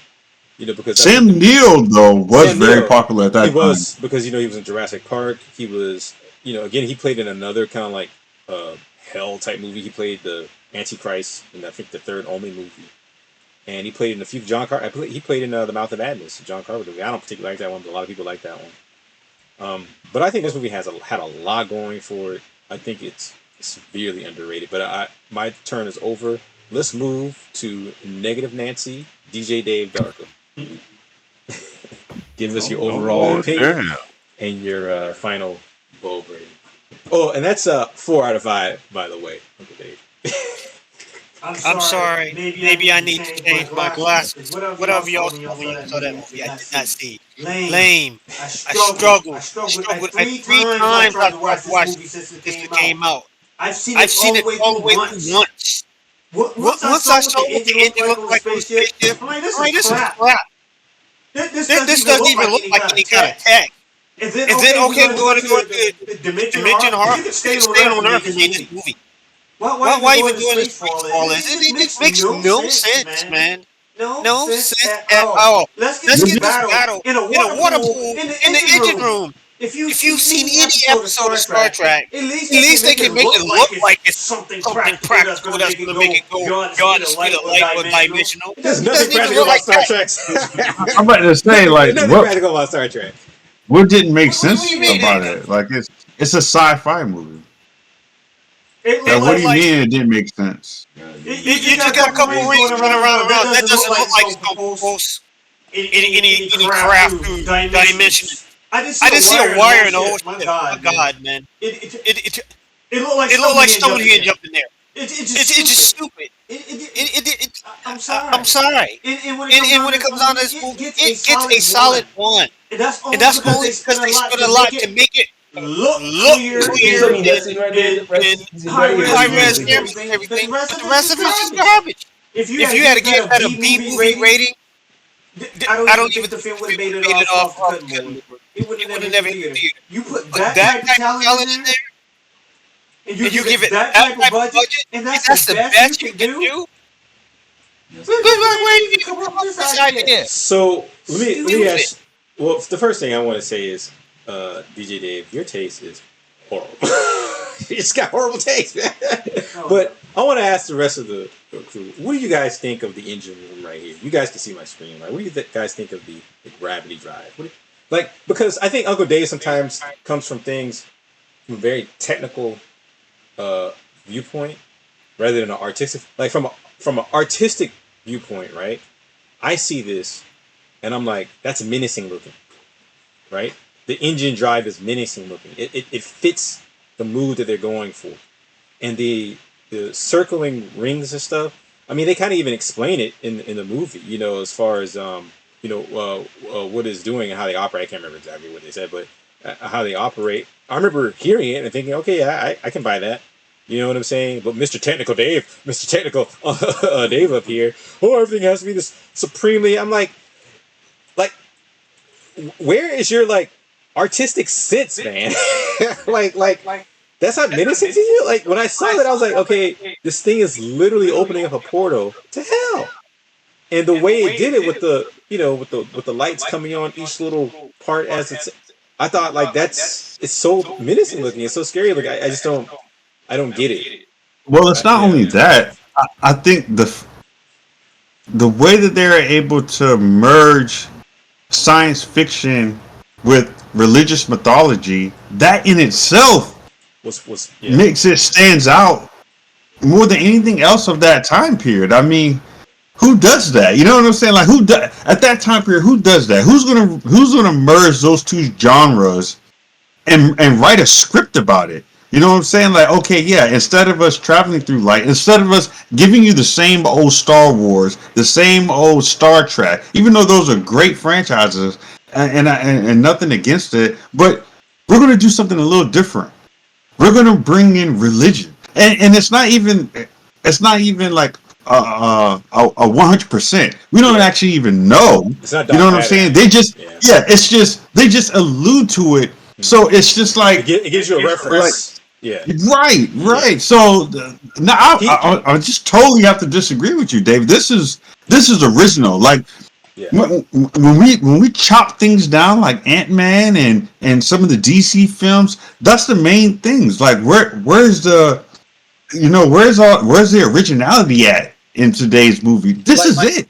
You know what I'm saying? That's it. This is what we want. Inside the spaceship. Where's the originality? Stargate. DJ Dave and the rest of the troupe, like to me, right? Like this looks way more realistic than Stargate. When I look at this looks real to me. That looks real. This looks real. That looks like it's actually functioning. But when I look at don't get me wrong, I like the Stargate movie. I do. But when they open up the little portal, it looks fake. I like it. I like the concept. I like it. This looks real. The portal that they go through, it's bigger than the objects traveling. How do you have the thing moving it through space? It's the portal, but it's inside the ship. No, you didn't properly watch the movie. You didn't properly watch the movie. That's the engine. It creates the portal in front of the ship. Exactly. The gravity drive. Exactly. So why does the engine look like the portal? You said what? And not an engine. Anyway, why does the engine look like the portal? The point what I'm trying to get you to see, Uncle David, like, so this does from a like an emotional level. When you see this thing opening up, it does nothing for you. You know what it is, Uncle Dave? You know in the engine room? You know what I've come to realize? You know what I've come to realize about people like you who don't like Event Horizon? You have no souls. Oh my God. You're soulless. Because I don't get it. Like, I mean, three lights around a ring and like teeth around. Can you see? Can you see? I don't get it. In the middle of a tub of water. At that. All right, we're gonna move on. I give up. There's no hope for DJ Dave. So what was your final rating? You gave it like a 1. Everybody hold on. I think you said 1.5, right? Not even the half. Oh, you said 1. Oh man. DJ Dave, you should be ashamed. Even with morphine, that's the best you can do. You should be ashamed. No shame at all. I tried, man. I watched. Try hard, damn it. Try harder. Yeah, but anyway, we're gonna move on to the last film, and it was chosen by DJ Dave Darko himself. Let's move on to it here. Oh no, I'm sorry. This is not the last film. This is the second to the last film. We almost forgot about Johnny Mozzarella. And the movie that Johnny Mozzarella chose stars Antonio Banderas, and it is called The 13th Warrior. And I'm going to read a quick summary of it.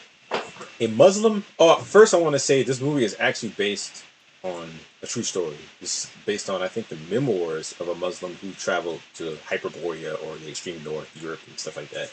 And his tales of meeting basically Vikings, Norsemen, right? So a Muslim and the funny thing is just to know, and I think he even says this in the movie. He talks about how they smelled, they didn't bathe all the time or something like that. But I just thought that was funny. But a Muslim ambassador exiled from his homeland, Ahmad ibn Fadlan, I guess that's how you pronounce it. Antonio Banderas finds himself in the company of Vikings. While the behavior of the Norsemen initially offends Ibn Fadlan, the more cultured outsider grows to respect the tough, if uncouth, warriors. During their travels together, Ibn and the Vikings get word of an evil presence closing in, and they must fight the frightening and formidable force which was previously thought to only exist in legend.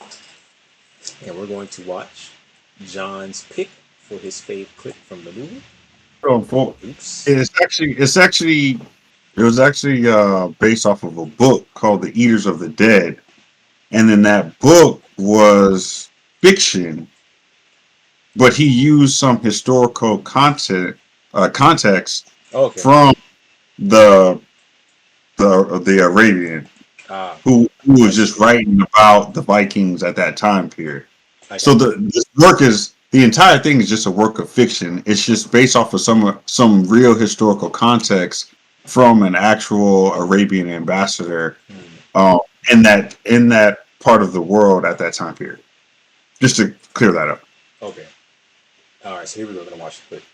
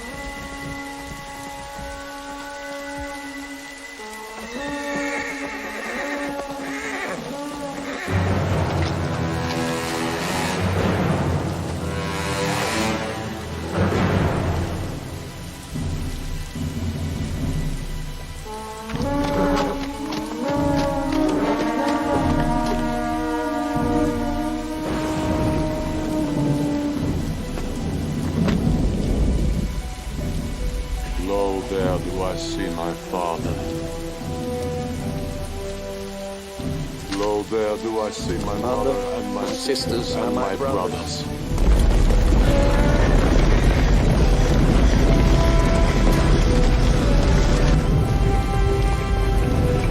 Lo, there do I see the line of my people. Back to the beginning. Lo, they do call to me. They bid me take my place among them. In the halls of Valhalla, where the brave, they live forever.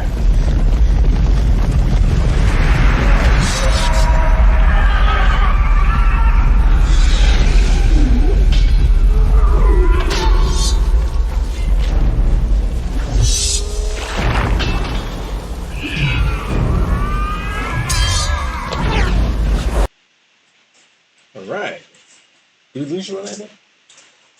Mine crashed. Oh, okay. All right. I'll be back on shortly. Okay. All right. So, guys, that was the clip that John chose, and I have to say, John, that was an excellent clip. I think to kind of illustrate for the audience if they've never seen the movie, kind of like what to expect. Because I thought it perfectly sums up what the movie is. You know what I'm saying? But I'm going to read the reception real quick. All right, it says the Oh, film. John, Brian, before you start that, the guy who was the leader of the group, he should have been Thor. When they did Thor back in that time, he should have been Thor. All Yeah. day, every day. Yeah, I can see it. Yeah. Yeah, It bullseye. says the film debuted at number 2 on its opening weekend behind The Sixth Sense. So it sounds like it actually did okay in the theaters. It says the film wore, but maybe it just didn't have a lot of competition. It says the 13th Warrior holds a 33% approval rating on Rotten Tomatoes, based on 88 reviews. The consensus is atmospheric, great sets and costumes, but thin plot. Which I mean, what? Anyway, our friend Roger Ebert is back. Roger Ebert gave the film 1.5 stars out of 4, remarking that it lumbers from one expensive set piece to the next without taking the time to tell a story that might make us care. I mean, I don't know what movie he was watching. It says, conversely, James Berardinelli gave the 13th Warrior 3 stars out of 4, calling it a solid offering that delivers an exhilarating 100 minutes. Lisa Schwarzbaum of Entertainment Weekly rated it an A and called it the most unexpectedly audacious, exhilarating, and wildly creative adventure thriller I have seen in ages. So it did get some positive reviews. It says, the outcome of the film's production disappointed Omar Sharif. I think he's one of the guy that plays one of the Arabs in the beginning. So much, now listen to this, this is crazy, that he temporarily retired from film acting. And I think Omar Sharif is considered one of the best male actors in Egypt or something like Cairo or something like that. Not taking a role in another major film until 2003's Monsieur Ibrahim. After my small role, this is his quote, after my small role in the 13th Warrior, I said to myself, let us stop this nonsense, these meal tickets that we do because it pays well. I thought, unless I find a stupendous film that I love and that makes me want to leave home to do, I will stop. Bad pictures are very humiliating. I was really sick. It is terrifying to have to do dialogue from bad scripts, to face a director who does not know what he's doing, and a film so bad that it's not even worth exploring. When I read this, I was like, if he's still alive, could see the movies made today. I'm just like, I don't know what he's talking about. Some retrospective reviewers have since reassessed the film similar to The Thing, particularly after Vikings became popular in fiction. Alright, so guys, let's talk about the 13th Warrior, starting with the person who chose this film, Johnny Mozzarella. Give us your overall thoughts and your final rating. This is definitely one of my favorite movies from that time period. Like a lot of other movies, I'm actually surprised that it was actually rated number 2 at that time period, because there were so many. This came out in '99, so it literally had to contend with, or '98, or no, I'm pretty sure it was '99. Yeah, it came out in 1999. Same year The Matrix. So exactly, it had to contend with The Matrix, and what was the other big movie back then? 007. War was Not Enough. That was a big. That was a big release back then. And the only reason why I remember that is because of Mom. Because she loves Pierce Brosnan and she loves his version of 007, and she just could not stop talking about that movie coming out that year. Yeah. And it was funny because in '99, when all that, there really wasn't that much hype about The Matrix. So remember, Reva wasn't even really interested in going to go see it until Agent saw it. She's like, "Y'all need to go see it." Yeah, until I said this. Yeah. Right. So I mean, and then once The Matrix blew, that was it. Yeah. It didn't matter what it was or what was coming out. Like it was only The Matrix. It changed the game. Yeah, it did. Every movie after that tried to bring some kind of Matrix aspect into their movie. Yeah. Now, granted, this is a completely different genre, or whatever, but it just had to contend with that media storm. That's right. This is before. Troy. This is before Gladiator. This is before all those. And it really wasn't so much the movie. I think it was mostly the post production. And that's what killed their budget. Originally, the movie was only supposed to be around $30 to $35 million to make, And because there was a whole bunch of issues with the directors and the producers, and in post production, they had so many unforeseen issues that it ballooned all the way up to like 85 or 90 million dollars. So I don't care what movie you were back then, to try to bring in over $100 million back then, once you include inflation or whatever, for 1999, unless you have just all the top stars, it's not going to happen. It's not going to happen. So unfortunately, post-production doomed this movie before it even hit the theaters. Yeah, I don't remember seeing like advertisements for it or anything. They didn't have the money. Yeah. There was no money. They blew it all in post-production. So they couldn't, it almost didn't even get released. Mm-hmm. So that's what killed the movie. But the movie itself, when you focus on the movie itself, and don't get me wrong, I know there's a lot of people out there that are sensitive about Antonio Banderas being cast for this role because, yes, I don't understand why. He's not Arabian. I get that. We understand that. But come on, man. You know what I'm saying? Like, come on. He kind of. You know what I'm saying? Like, I mean, he's from. Like, when you look at like people who live in Arabia, and you look at like Spaniards, people, especially people who live like in the southern part of Spain, near the Mediterranean and stuff like that, who were conquered by Muslims, by the way, and it was a Muslim state for what, damn near half a millennia. You know what I'm saying? I didn't see a problem with it. I mean, he looks. I didn't really see the problem. I thought he looked the part. Yeah. But you'd be surprised how many people had an issue with the fact that he got cast in that role. But whatever. Regardless, name recognition, man. They have him in there. Most of the Scandinavian actors, I think they got pretty much all Scandinavian actors for all of the Vikings, and they did that purposely.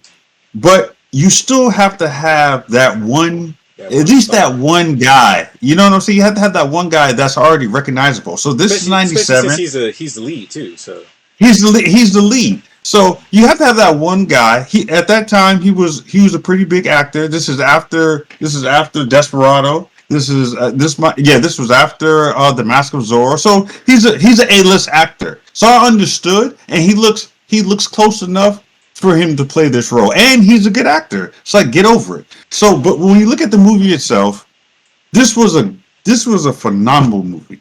Like, the scoring is on track. If you're a big fan of Conan and the soundtrack of Conan, you will absolutely love this movie. Is it at that level? No, because Conan is like God tier, but it's close. It's like you can tell that they were inspired by Conan because it has a lot of Conan-esque drums in it, and it really brought the picture together. Now, the pacing of this movie does move quickly, but that's actually one of the parts that I like because it didn't sit there. You didn't have a whole lot. They gave you enough backstory for you to be like, okay, I understand what's going on, but it's moving. You know what I'm saying? Because it happened quickly. Soon as he arrives, the king is dead. He can't even talk to the king. The king is dead. His son takes over. The very first time you see Bullfire, you understand that this man is no joke. No joke. Because he gets tested during his father's funeral and kills him in 2 moves. Come on, man. Bullfire, he is that guy. And that's what I love about this movie. Antonio Banderas is the star of this movie, right? But he's not the hero. Yeah. I love movies like that. That's why I love Big Trouble in Little China so much. You know what I'm saying? But you've seen it. This movie he's a person that you've seen. He's an observer. Yeah. Right. He's an observer. He's a participating observer. Exactly. It's great. It's great. And I think that's what makes the movie so good is because it's shot through a different lens. It's not like, okay, here's your hero and he's going to do everything and he's going to rise to occasion. Don't get me wrong. He does have those moments because he's not a natural fighter. So he has to figure out how to basically survive with these Vikings. But that's what makes the movie fun. That's the adventure part of it that I love about the movie. The action scenes they're not like these top tier action scenes, but they're and a lot of them they're shot in dark scenes, but they're good enough, they're gory enough for you to feel what's going on and for you to have a sense of dread. when things start happening, because when they talk about I forget their name now as I'm talking about it, but they had a name for the people that they were fighting, and they were almost talking the entire time. They're talking about them like they're almost like they're demons, or they're monsters, and they're coming because, huh? Was it the Berserkers? No, they were called the Berserkers. I can't remember the actual name. I would have to look it up. Like what they were calling them. Oh, the Grindel. They were called the Grindel monsters. But all they were just people that lived in caves that ate other people. Unfortunately, they were cannibals. So they were barbarians, basically. Yes, basically. But I love the way how they kept describing them throughout the entire movie, because that was like the fear part of it. Like they're going up against.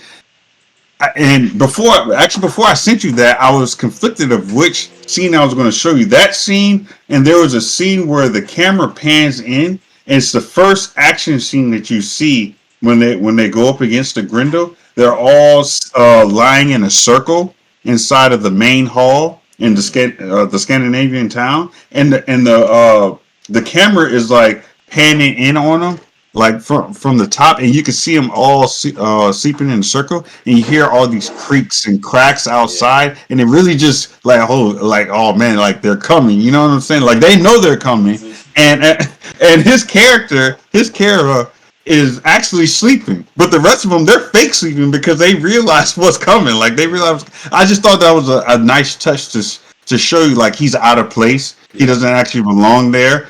But I mean, for me, this is a 4.5. Bulbs. I enjoy it every single time I watch it. I can watch it a million times, never fall asleep on it. Like I have to watch it all the way to the end because it's just that exciting. I love all the lines. There's some parts of it that's kind of corny, and you just have to get through some of those parts, like some of the writing. But there's also some really good dialogue in the movie as well too. So if you hang in there, you will eventually get to the sweet spots. But as far as action, as far as adventure, this movie hits it on the head for every single category, and it really just came out, I think, maybe a year or 2 years too early. I think if it would have came out like in maybe 2000 or 2001, I thought it would have got a better reception. And if they didn't have so many issues in post production, I think it would have eventually made its money back, and it probably wouldn't have got some of the bad reviews that it did. When did Gladiator come out? What year was that? Gladiator came out, I think, 2003 is when Gladiator came out. All right, which is actually the same year that I think that was the same year that no, it was what's that movie called with Achilles?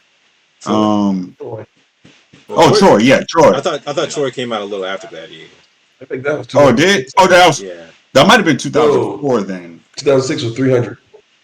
Somebody look it up real quick. Oh no, Gladiator came out in 2000, and Troy came out 2004. So we were all. Yeah, it came out. Well, I was wrong. That's what I said. It came out a little after Gladiator. Because I remember Gladiator came out first, and everyone talked about how great it was, and I missed it in theaters. But when I finally rented it on DVD, I wasn't impressed. I was like, this movie ain't that good.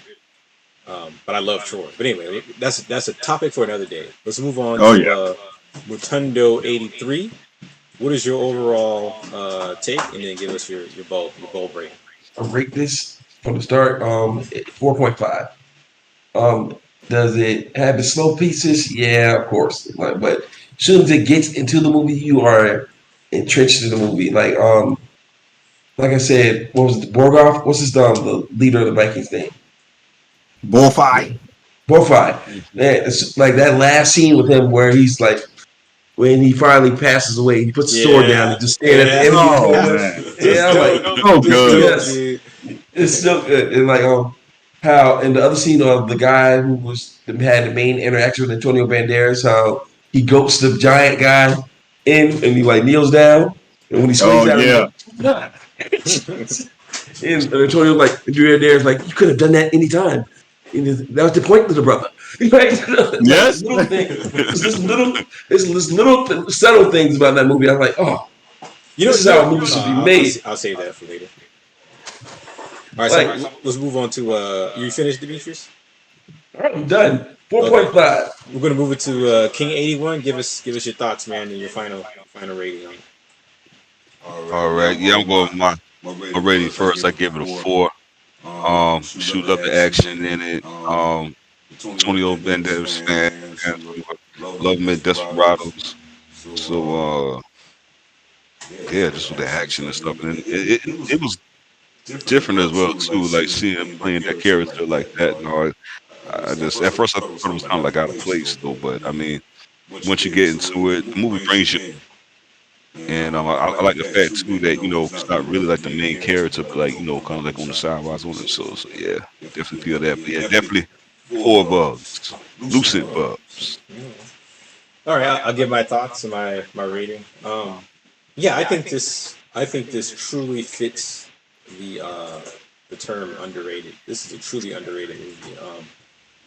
I don't think we saw this in theaters. I remember seeing it on DVD and just was blown away by just how good it was. I remember watching. I did get some Conan vibes, and again, the music was amazing. There's 3 things I think I really liked about this movie. One was I remember when he first meets the Vikings, right? And he doesn't know their language, and they're like making fun of him and stuff. And the transition that they show to show like a passage of time is that, and it also shows you that Antonio Banderas' character is cultured, but he's also disciplined. And it shows you, okay, this isn't, even though he's from a place that's considered maybe more sophisticated, he's no slouch. And the way they show that was, and how they also show the passage of time was they, as they're making fun of him using their language, he's sitting there listening to them as he's eating around the fire while they're talking. And eventually, he's able to pick up on the language and use the same slurs that they're using against them. And I thought that was a really great transition, like how they did that. The other thing I really liked about this movie was it kind of reminded me of maybe King Arthur 2004 or even Troy, where they're taking a realistic take on something that could be considered mythical, even though the source material for this isn't mythical, but the characters, particularly the Viking characters, believed in this dragon, and they kept talking about it. And that's what you think that they're going to face off against. So you almost think it's going to be like a fantasy film. And you realize the dragon are these barbarian-type people called the Grendel. Because I remember you could see, he's telling them you could see the dragons on the hill, and you start to see like these fire kind of light, but it's actually just the torches of the Grendel. I thought that was really cool. Because Antonio Banderas, he doesn't believe in this stuff. He's like, this is ridiculous. You know what I'm saying? But when he started seeing the fire, he thought maybe, like he kind of like, all right, maybe it's real. But then he realized, okay, these are humans that they're fighting. And I like that when they show the Grendel, how they lived, and I like how they tied in the Venus of Willendorf, the little pregnant figurines that they've actually found in real archaeology. That they still had like this. Because remember, their leader was they had a matriarchal society. Their leader was like this witch type thing, this witch type lady or whatever. It was the witch lady. Yeah, and I thought that was really cool. The other thing this movie really reminded me of, and it was kind of a little before its time, but it kind of reminded me of The Last Samurai, where you have this out of place character, and you get to see the beauty of this foreign type of environment that's totally foreign to him. And you get to see, because he can contrast it with his own, you get to see the beauty of something that's different from you. So it wasn't so jarring. Not jarring, but what's the word? There wasn't a lot of room for xenophobia. Because he was immersed in the culture, he got to, to love it because he got to live it, Right. And I thought that was really cool. And going back to what Motundo 83 said, man, that one scene. What's the main character? I mean, the Thor guy now. Bullfire. When he died sitting on that throne, I was like, yo. I mean, to me, this is a classic movie. Even had a classic score, but it didn't get a classic response. Like this movie was before its time because I don't think audiences were ready for it yet. when Gladiator hit, they kind of adapted to it, but it was also out of time because it reminded me of like Charlton Heston movies, like old movies of that of the same like Ben Hur, that type of thing. That's kind of what it reminded me of, even with the score. And so it's kind of out of time too. I don't think audiences quite knew how to interpret it. And but I remember when I saw it, I was like, "Yo, this is great. This is a great movie." So I would get man, my final score, guys. I think I, I don't. There's not a lot of weaknesses in it. I think it's a five. I think it's 5 bulbs. This is a great movie. I think this is a. I don't think it's just a good movie. It's a great movie. I think this is truly an underrated movie. You know, I put it up there with movies like Troy, and I put it way up there above Gladiator. That movie's up. You know what I'm saying? I think it's truly an underrated movie. I think it's one of those classic movies that just it missed its mark as far as audiences. I give it 5 bulbs. Hey, to your point, Brian, before we move on, to your point, I think the only reason why I may not give it I think Troy to me is a 5. However, Troy, I think, benefits from a multitude of actors and a much because it's because it's based off of an already written story. So there's more plot points or whatever, and it's much longer than 13-4. 13-4 is relatively short by movie standards. They get in and get you out. I don't base my rating on the length of a movie though.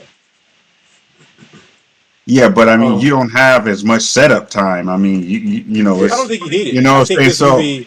Matter of fact, I think like one of the problems with modern day movies is they try to make it too long. Like, dude, let's get to it. You got 2 hours of my time, man. Let me get out of here.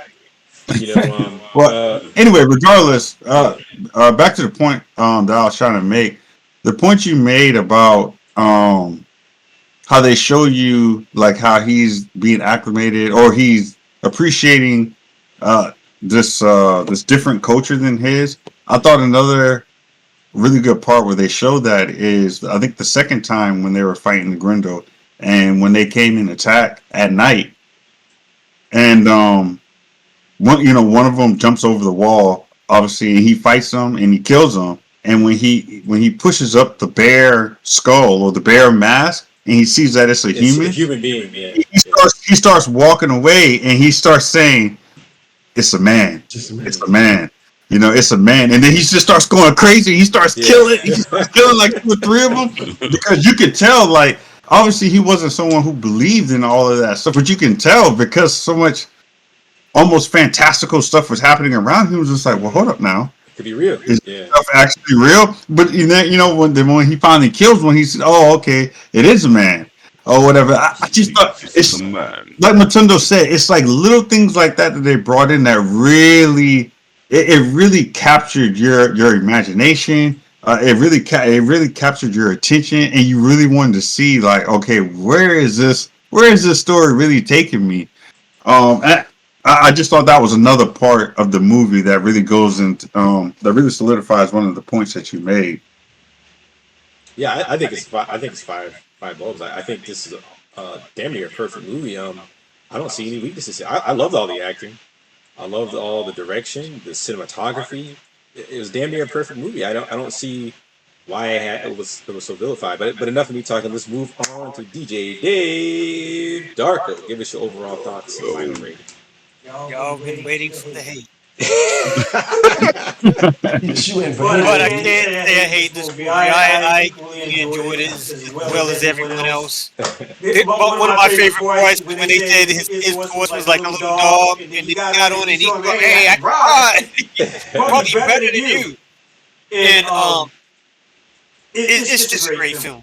If you like warrior films, if you like to see like films, period pieces, it just did it so well. You know, you're able to see yourself right there with Antonio in the Vikings. It just brings you into it. You know, I only thing I can't remember is probably the soundtrack. I'll still give it like 4.5. I will say this too, Uncle Dave. I think that this movie set the mold for a lot of movies that kind of patterned after it. You know, a lot of movies came out in the early 2000s, like King Arthur, like Centurion, and a whole bunch of movies that are similar. Whereas, okay, you got this outsider, or you have to go to with this band of people from another type of whatever, and we got to go do this thing to save whatever. I think this is like one of the first ones of its kind. I mean, maybe there was something like in the 50s and 60s that did it that this took inspiration from. But from our generation, this was kind of like the first one that kind of did it, and I think it probably did it the best. I even though I do like King Arthur 2004, I think that's another movie that's really slept on as far as how good it is. But I really enjoyed this one. But is there anything else you wanted to say, DJ Dave? No, I'm good. All right, so let's move on. This is a long one, guys. It's a long one. This is it. This is the final one. This is the final one right here. We're gonna move on to DJ Dave Darko's pick, which is called The Breed. Came out, I believe, in 2001. But we'll see. Was it? Yeah, 2001. I have to give a preference. My original movie that I wanted to do was Donnie Darko. But once Barney told me it was critically acclaimed. Yeah, it's not underrated. Well, you ask a lot of people who like Donnie Darko, they haven't seen it. So I'm like, oh my god, I didn't think a lot of people caught on to it. But go with The Breed. I'm a big vampire fan. We gotta remember, we're getting old, Uncle David. I ask these people today, have you ever seen Indiana Jones? And they look at me like I'm crazy, like they had never heard of him. So I'm like, I almost had to slap a kid today because he just said he didn't know who Outkast was. You see what I'm saying? Oh. So you remember, we're getting old. So this is what it is. Yeah. But but I'm gonna read the summary real quick. It says Steve Grant, Boke, our friend, what they call him, evil. What's the comedian? Evil Dave Chappelle. That's how his face looks. With Dave Chappelle, but evil looking. All right, so Steve Grant, Bokeem Woodbine, is a human detective living in a world where vampires have been trying to integrate themselves into society. As he investigates a series of brutal murders, Grant is paired with Aaron Gray, Adrian Paul of Highlander fame, I believe he played in the Highlander series, a vampire police officer. During the case, which tests vampire-human relationships, Grant reluctantly befriends Gray and falls for the glamorous and fanged Lucy Westerna, played by Bai Ling. Even with the aid of Gray and Lucy, can Grant catch the killer? Alright, so we're going to move on to the clip that Uncle Dave picked. Now, I'm going to have to do some special things for this clip. Well, here comes the Panther. This was lovely. Because one, it is like... Do you remember that? Oh, no, it's only 2 minutes long. Okay, so we can play We it. have an outtake of the Panther this actually Panther, attacking Bai Ling. Luckily, the Panther had no teeth. Right, no teeth and no fangs, but still, that thing is powerful. I mean, you're sitting in let me set this up for the audience. Now, this clip was chosen by DJ Dave, but this movie... you can't find a lot on it, so there's not a lot of clips on it. This was a clip he liked, but unfortunately it was a clip from the the director's commentary. So you guys tell me, do you guys want me to mute the commentary and we just watch the clip silently, or you want me to leave the commentary on? Mute the commentary. Let people go see the movie, or they can go watch the commentary. We can talk of it. I mean, because you're not going to see any good acting. Okay, I'll let it play a little bit without the audio. Bitter, I remember, it was in the third shot. The first shot, actually, it was really funny because...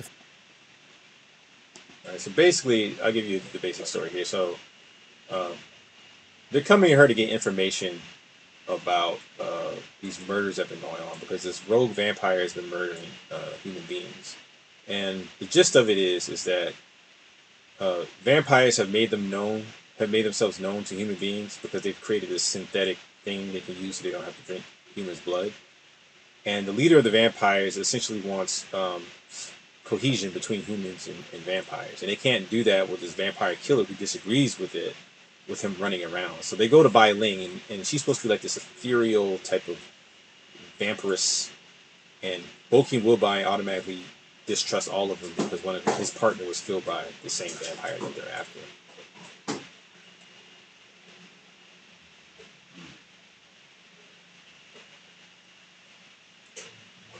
Now, not much else goes on here, guys. They're just talking. I thought it was good. Let's at least watch it to kind of set the mood. You know how things like. In fact, well, it's almost over. We can watch the rest of it.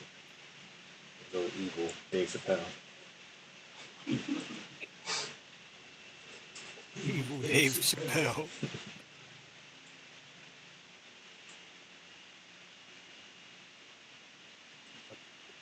He is in the new Wu-Tang series. So. He was good in Fargo. That's probably one of his best performances, I think. All his other performances is kind of. He was good in Dead President. I can't remember that, but I gotta watch that again. He's the preacher who I saw a clip of that. He was terrible. He was awful in that. Wasn't he in the Crow too? Yeah, I think so. He was also in Riddick. He can't get right. That's can't get right from life. Life, yeah. But anyway, that's basically you kind of see the basic tone of the movie. Next, I'm going to read the critical reception. Now, this movie, I don't know what it is. I don't know if it's just not that popular or it didn't really make much of an impact. But I couldn't find any consensus on the critical review. There are reviews, but there's no consensus. Not even on Wikipedia. Not even on Rotten Tomatoes. And I'll be honest with Uncle Dave, I never even heard this movie until you talking about it. It was filmed in Budapest somewhere. I don't think it was like a big budget type of thing. Wow. But the background vampires are real. The what? Background vampires, the extras on the scene, they're real vampires. Oh, because of Budapest. In Budapest. But so this is the closest thing I could find. There's no tomato meter score because critics haven't really reviewed it other than 3. But it has a 32%, so it's rated pretty lowly. It's pretty low. So in Uncle Dave's eyes, he considers it underrated, and it does have a low rating. And we're going to discuss it, starting with you, DJ Dave. Give us your overall thoughts and your bulb rating. Okay. Now, first off, I'm not saying this is a 4 or a 5 bulb movie, right? The best I've seen it get was 2. It should at least be on a 5, 2.5. It should at least be at halfway. They didn't get the budget I don't think they needed, but as far as the way they made it look and the shocks and the shots and the mystery that they built up, especially using like Bai Ling, it was just tremendous when I saw it because like you saw the Panther scene, you have this small, tiny woman beside this dangerous animal, right? And it just screams that she's that powerful, being a vampire, because in the real world, the Panther would have ate her to pieces. And when you watch that director's cut, they actually talked. They said that the Panther, even though it had the teeth removed, it bit Bai Ling for real twice. But she still was able to sit there and remain composed or whatever, and go through it into shot. I like the way that they It's like it has. You don't know exactly what time period it is. It could have been long ago. It could have been like a dystopian in the future. It just kind of took its own direction with it. I wish they had a larger budget. If they did, and the special effects would have been better, I would have given it a 4 or 5. Miss Elisa, half 3. 3 on the scale, 2.5 on the scale from 1 to 5. It should at least be half. So you think it's an average? You think it's at least average? You think it's because right now average, yes. Yeah, it's related below average. So you think it should at least be an average? It at least should be average. Okay, I got you. All right. So you want to add anything else? I'm good. Okay, let's move on to Johnny Mozzarella. John, did you get a chance to watch this? Yes. Here we go. Did you see it from beginning to end? Hey, John, the lowest rating actually is not a half bulb. The lowest rating is dung heap of mediocrity. I just want to let you know. No, I don't think it was that bad. I think after watching it, I had to look it up. I had to look it up because it reeked of like severely low budget. So, and sometimes there's only but so much you can do with a very low budget movie. And I think the budget was only like around $4 million to me. So, you know what I'm saying? So, I mean, I know I'm not supposed to judge it, but I mean, if you're handcuffed, you're handcuffed. So there's only so much you can do. I think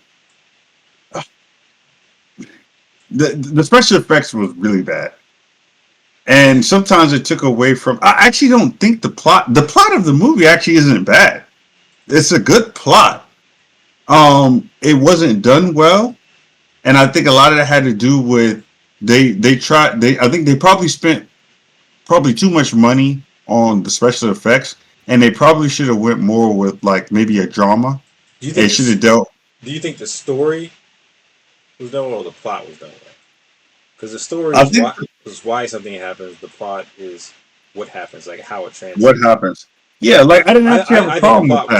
that. I think the I plot was thought, terrible. The story I thought was interesting. or Conceptually, I thought it was maybe I'm confusing the two. I don't know. I thought no, it's the plot, right? The plot is like the plot yeah, the is plot how is things is play out, like the actual actions that take place, and that was awesome. okay. No, my That bad. was Then awesome. yes, I have it. Okay, Yeah. yes, that was bad. That was bad. Like the overall direction and how they did the movie was bad. The story I thought was well. I thought it was a good story. Like Interesting I thought it could concept. have been a good Yeah. story. If they would have had more money Yeah. and a probably a better director. Because some of the shots I didn't think actually were that bad. The acting was bad. I didn't really care a lot for the acting. Some of it, I didn't really like the girl. She was kind of annoying. That's interesting. Yeah, that's interesting. Yeah, That's Bai Ling. I don't know. Yeah, I know, and it's funny because I think she was in The Crow too. She was. But I don't know. I just didn't. That's She was in The Crow, or I think she was in The Crow. she looked. She looked like she looked like she was the girl from The Crow. But I don't know. But I don't know. I just didn't really. I didn't really care for her. I didn't care for her acting. Like it seemed too.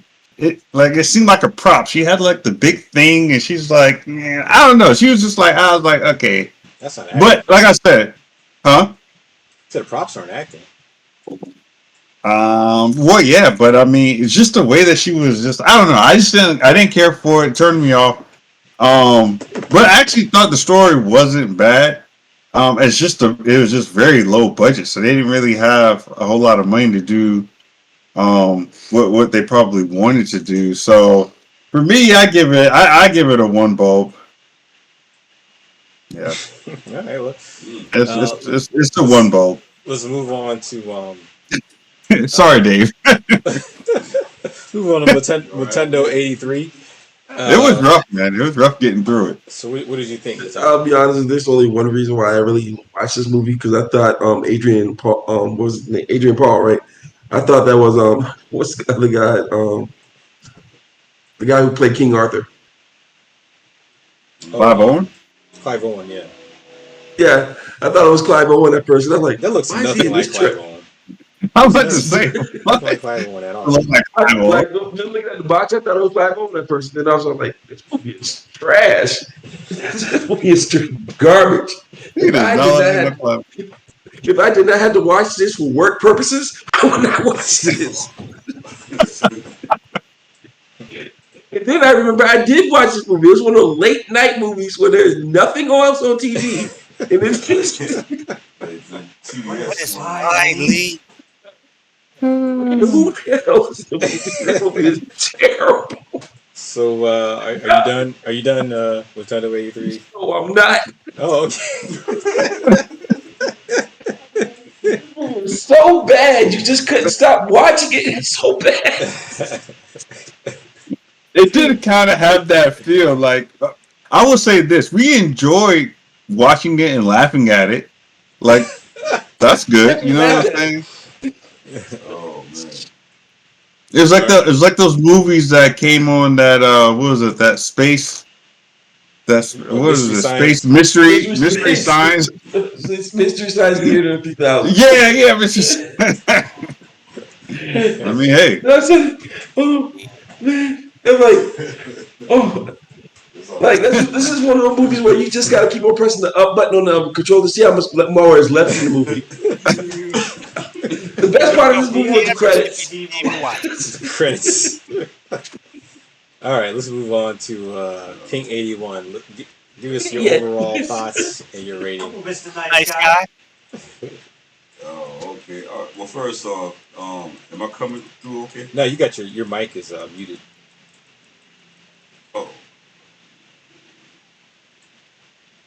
All right, how about now? Yeah, you good. There you are. Okay, cool. All right. Y'all know me. I'm a nice guy. That's like slap your face. Well, I mean, it's just like one of those movies where it's like on TBS. I'm probably hating myself right there. Like TBS late at night. You just wake up and something is on, and it's like it's interesting, and I want it to be interesting. I mean, it's interesting, but it's like it's. I mean, it just looks interesting, but it's not. I'm sorry, Uncle Dave, but I must say, I have been falling asleep and stuff on it. I mean, I didn't get the full thing of it. It was, I don't know. It just gave me that TBS late night vibe. But I mean, I do like the concept of it. I do like the mystery. Like try to ask what they're trying to go about with it and all. But I mean, it's. I'm just sad to say that I'm hearing that basically this panther had to lose his teeth. For this? Well, it was. Well, they. Oh, I see what you're saying. Well, I mean, in a way, that's kind of like animal cruelty. Well, they didn't want to bite people. But did the want to be in this type of movie? I mean, come on. I mean, it's got to be some better reason just to take his teeth out just to be in the movie. So what's your final rating? Just because they had to take the panther's teeth out, man, I gotta go with a 1.5, man. I feel bad, man. It's like I like the concept. It's interesting, but it's just I don't know. Leave the panther's old, man. That falls teeth anyway.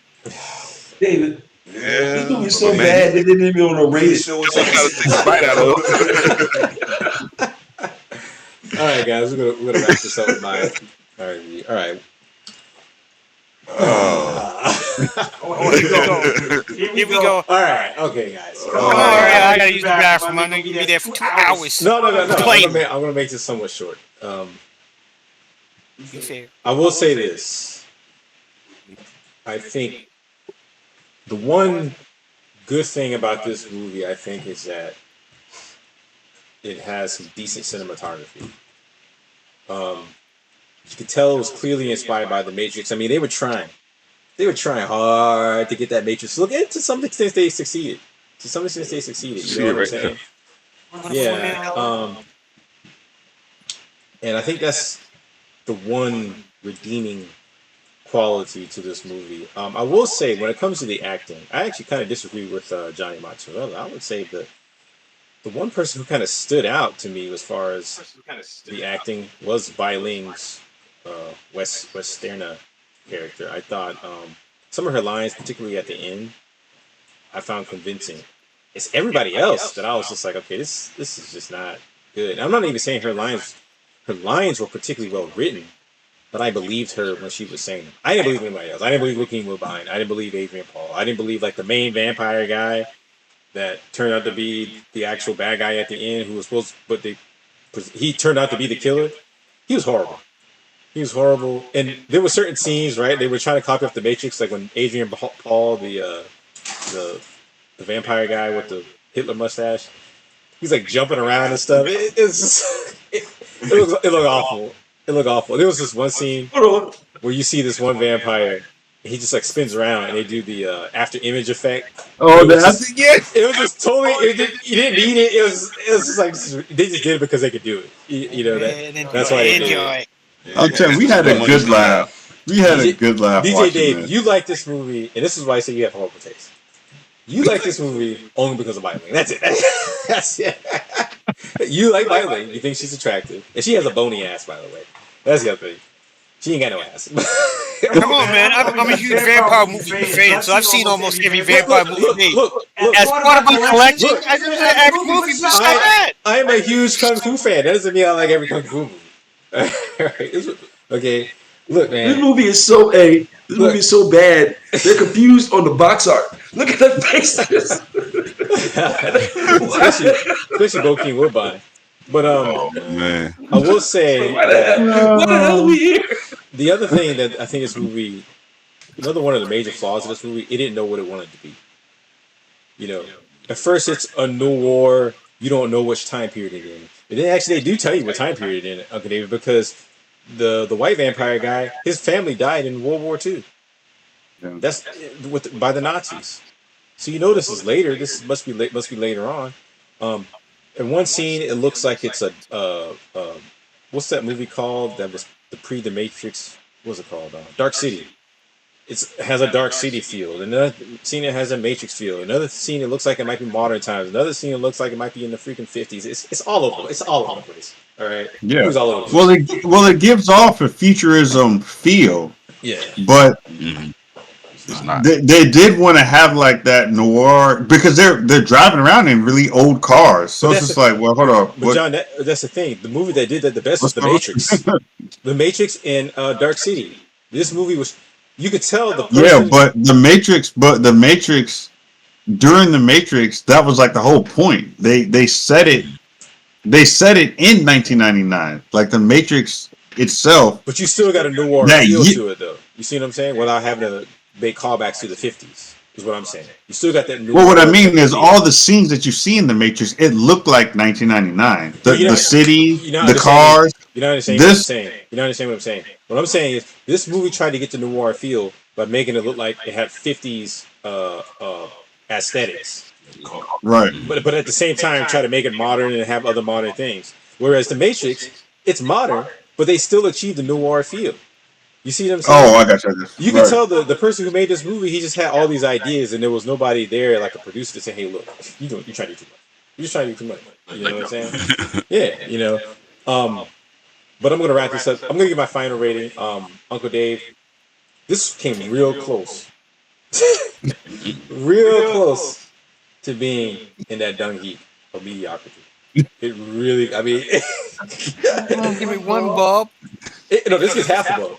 Oh! This gets half a bulb. Hey, at least the light's still on. At least the light's still on. This movie is terrible. You messed up my podcast. I was just saying, it's a terrible movie. This movie, I can't even say that's properly rated because it has a low rating. This movie is actually, it's too high. That's how bad this movie is, Uncle Dave. It's just not good. It's not a good movie. All right. It has some redeeming qualities, but those qualities aren't nowhere near enough to make up for its lacking. You know what I'm saying? This is a horrible movie. This is not an underrated movie. This is properly rated. This is horrible. 32% tomato. It probably should be lower than that because this is too much. Man. There's just too much that's wrong with it. I'm sorry. And that's how I get about like you take this one thing like Bai Ling, you're like, okay, I like this, and therefore I like the movie. Like, no, that's not how it works. She's not enough to save it, and she has a bony ass, by the way. But I'm guessing. No, I'm not guessing. It actually is a bad movie, but you know, I'm making fun of DJ Dave. In fact, if Donnie Darko was underrated, that would have been a much better pick. But it's not. It's critically acclaimed. You know what I'm saying? But this movie, I think that's why it's so forgettable. I think that's why people don't know about it. It's why no one has rated it. You know, it just doesn't. It's a Matrix carbon copy that just does not reach the same, nowhere near the same height. It's not even as good as. I haven't even seen the fourth Matrix movie, and I'm sure that movie's better than this movie. Not by much. Not by much. What? The fourth Matrix is far superior. Are you serious? I didn't even watch the fourth Matrix. Yeah, I watched it, and I'm telling you, it's far superior to this. All right, guys. Yeah, all right. Far superior. I'm not going to say anything. I can't make you all see. I will say, no movie so far on our list had actually was in the dung heap of mediocrity. I will say that. Even The Breed. Now, technically, you could say even Event Horizon. Oh no, Vampire destroys this. It destroys this. Time in almost every thing in the bathtub. In almost every way imaginable, it destroys this movie. You know what I'm saying? But only thing that has to destroy is a better budget. That's the only thing they got. More money. We're not getting to that because we'll have to end this soon, man. I mean, the budget does have a lot to do with the success of a film, but there's certain things like writing, acting, those. And we can get rid of Pokey Woodbine. He's horrible. Yeah, I know. Well, that's my thing. No, I didn't care for. I mean, y'all like Bai Ling, but I think she was bad too. I think all of them were bad. I think she was the best. I think all of them were bad. Like there was no. It looks like she has the Trinity outfit just over her head. Yeah. Anyway, guys, we're gonna wrap. This was our. It's okay. It's okay, man. Where's my nunchucks at? All right, guys. So we're gonna wrap this up. These were some of our favorite underrated movies, and we're gonna let the audience decide on whether they are really truly underrated movies or whether they should remain. Comments down below. The dung heap of mediocrity. Lucent Troupe Studio.